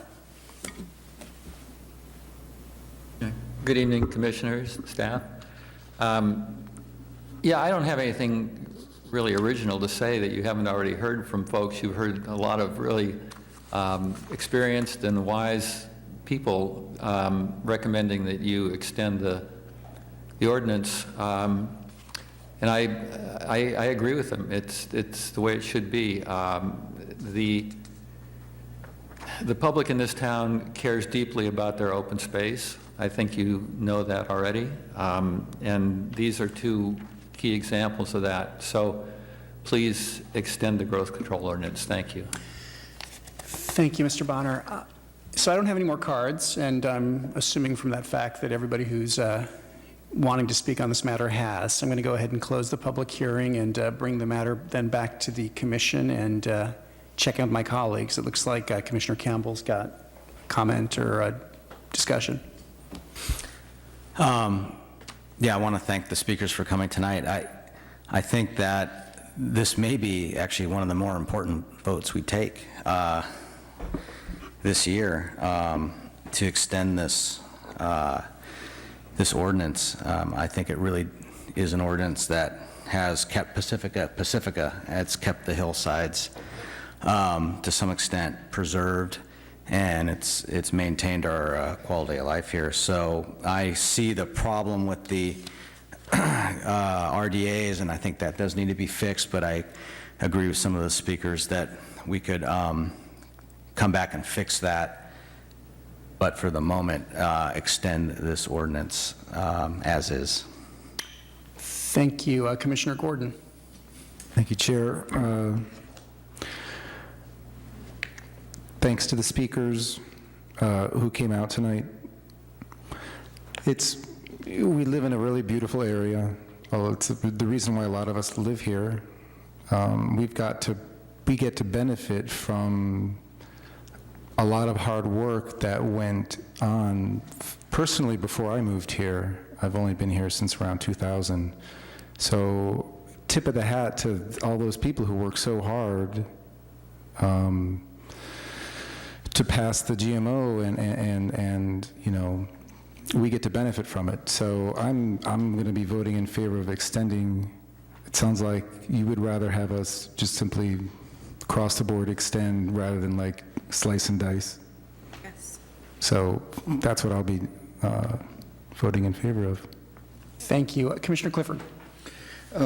After my many years on the Open Space Committee and my previous stint here on the Planning Commission, I've seen the value of the Hillside Preservation District and the agricultural districts, and I would not want to be the one who would vote to have them expire.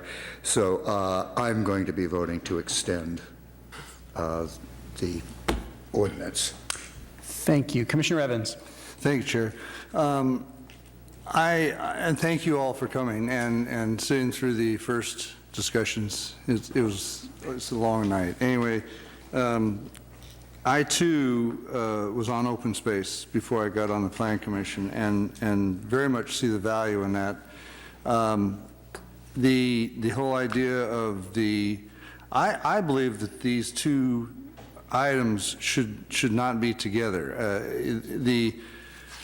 The whole idea of the RDAs, as I read, that we have so many now out there that nobody's building. I mean, that sort of thing. They're building individual homes, and they're exempt anyway.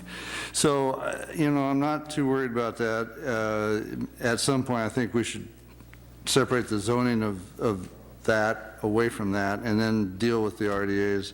But I do believe we should keep in stock in place the protection of hillside and the agriculture, that's where the trees are at. That's where we have to breathe. So that's where I'm at. Commissioner Gordon. I'm ready to make a motion unless anyone else wants to talk. Well, I guess I would say that broadly speaking, I think we ought to be getting rid of the annual allotment process. It doesn't appear to be serving any particular purpose at this point, and frankly, I not broadly speaking in favor of, that sort of a growth control mechanism in any event. That said, with respect to the agricultural land and the hillside protection, it seems eminently clear, certainly given the comments that we've received and the history that people have been gracious enough to share with me, that something has been very important to the voters. This is something that the voters approved in the first instance, and if this is the mechanism that staff's recommending for ensuring that this particular voter input process remains in place as to agricultural land and the hillside protection, I'll be in favor of extending it for that purpose, not because I'm especially thrilled about the allocation aspect. So you had a motion? I do, but I can't find the alternative motion. What? I can't find it. What page is it on? Let's see here. So the motion to let it expire is on page 128. I see that. 124, there's Okay. the alternative action. Okay. So I move that we adopt the resolution included in attachment B, recommending that the City Council adopt the drafted ordinance amending the municipal code to extend Title IX, Chapter 5, Growth Management Ordinance of the Pacifica Municipal Code for 5 years. Commissioner Campbell. I'll second that motion. All right, we've got a motion and a second. Why don't we go ahead and vote? Okay, well, that was unanimously adopted.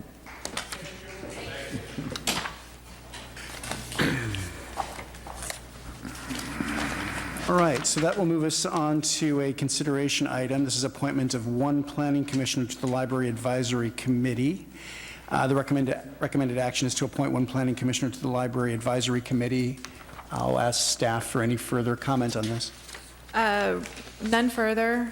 We just need a new advisory committee member because Commissioner Evans is All right, sorry no about longer that. going to be with us. In spite of the difficulty in filling those shoes, is there anybody who might be interested or willing to step into the breach here? Okay. It's a good committee. Clearly. This may be a Commissioner Behringer assignment. Maybe we ought to just hold this in abeyance until we've had a Commissioner chance Behringer to comes vet it back. with him. So, as important as it is, I'm wondering if maybe, given the hour, maybe we could carry this Reschedule? over to the next meeting? Yeah. Thank you. When's the next library meeting? That's coming up, isn't it? I believe we're skipping June, and so it'll Oh, be you're in skipping July. June, okay. Yeah. And, before we get to communications, I'm wondering, do I need to read for the record this anyone aggrieved? I think you said that this little bit on the agenda is it's enough that it be published on the agenda. This, anybody aggrieved of the action of the Planning Commission having 10 calendar days to appeal the decision in writing to the City Council? That's it. You don't need to read that. Thank you. Well, I've said what I need to say anyway then. Okay, we'll turn this over then for, I guess, did we want to start with staff commission? We're going to start with me tonight. Okay. All I really have is I wanted to let the commission know that we are having a library community meeting at IBL next Tuesday, 5/23. There's going to be an open house from 4 to 7 and a workshop from 7 to 8:30. And I do want to say that there was a mailing that went out this weekend, and the consultant had a database glitch. So you may have seen a different owner name on your mailer, if you even noticed it, associated with your address. But there's no, I think, official error. People were afraid that maybe their voter registration was wrong or that something was wrong with the county, and that is not the case. It was just a database glitch. So just wanted to make that point, and that was all I had. Thank you. So we'll take it to Commission Communications, and I'm going to take the liberty, frankly, of leading off. It's really not possible, I don't think, to sort of articulate adequately, sort of the value that Commissioner Evans has, added to the Planning Commission and in the various other places where he's served the city and his neighbors over time. But we do have here a little something in recognition of your work, and I'm going to go ahead and take the liberty of reading it for the record here. And this is in recognition of Chuck Evans. And whereas Chuck Evans has served this community as a planning commissioner since April of 2009, and whereas these years of service have been marked by exemplary dedication to the best interests of the community, and he has worked constantly for the betterment of its economic, cultural, and aesthetic development. And whereas, through the performance of his duties and responsibilities as a member of the Pacifica Planning Commission, he has made excellent and constructive contributions to land use planning in our city.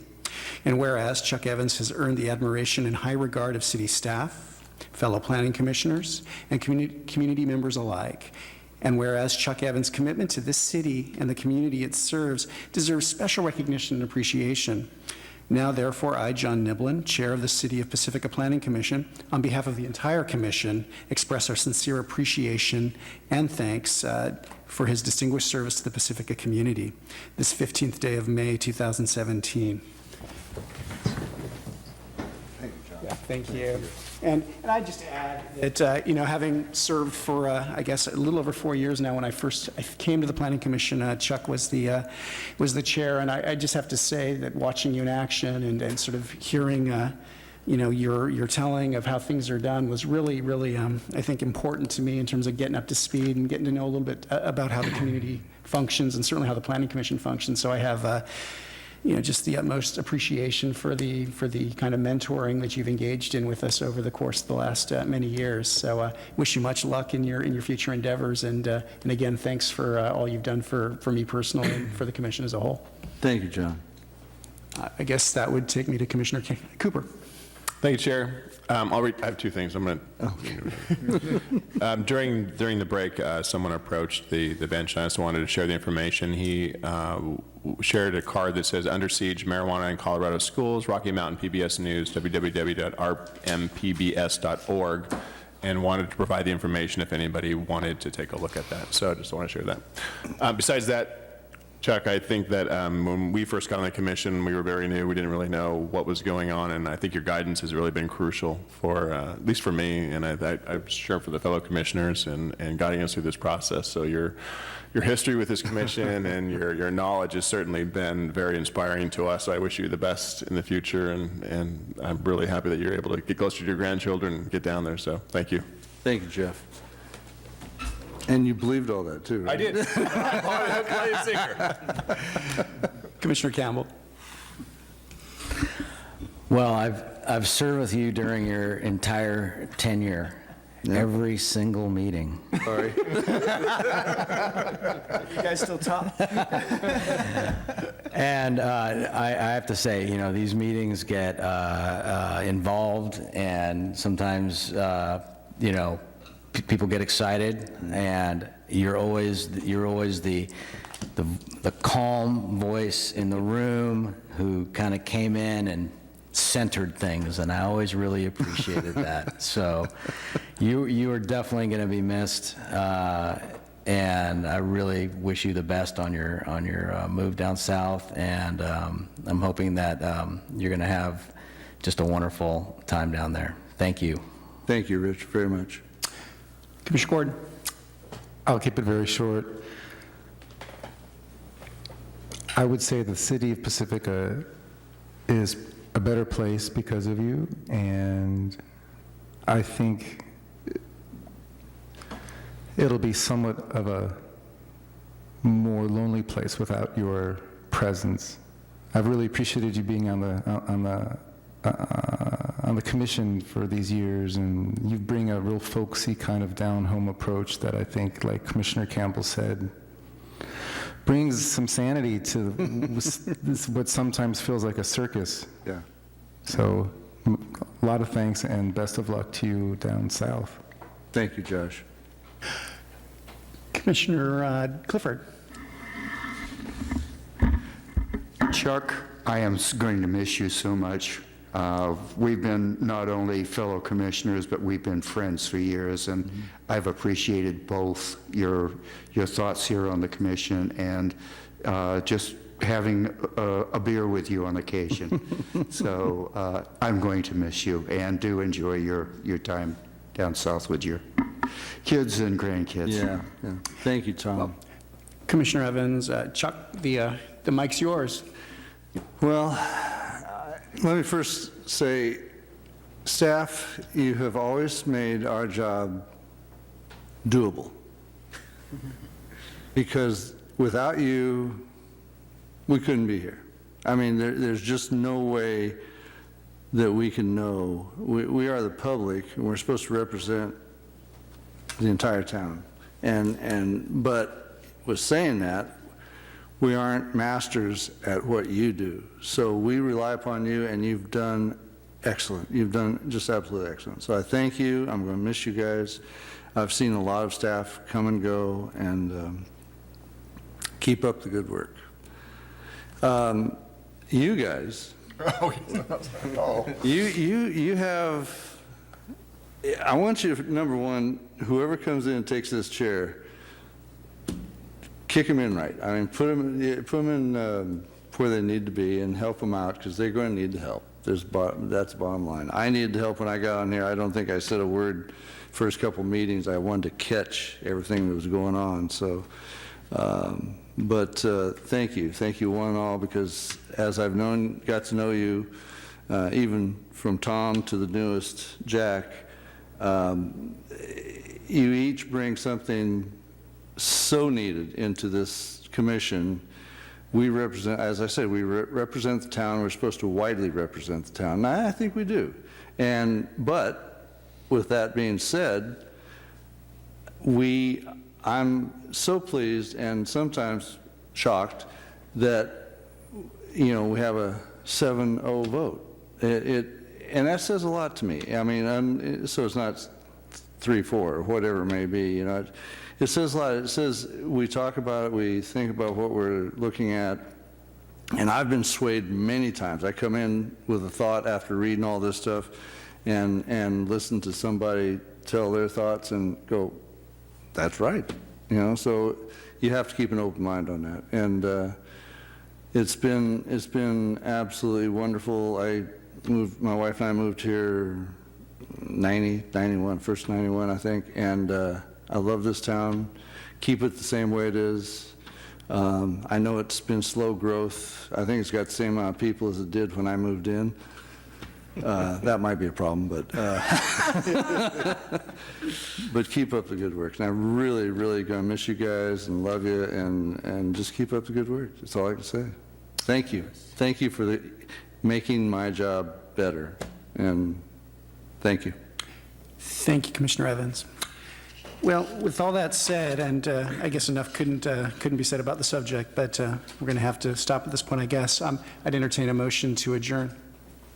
Okay, Commissioner Gordon. Move to adjourn. Commissioner Cooper. I'll second the motion. All right, we got a motion to second. I'll go ahead and vote.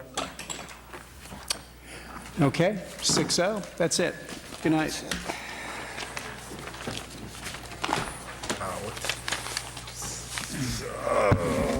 Cool.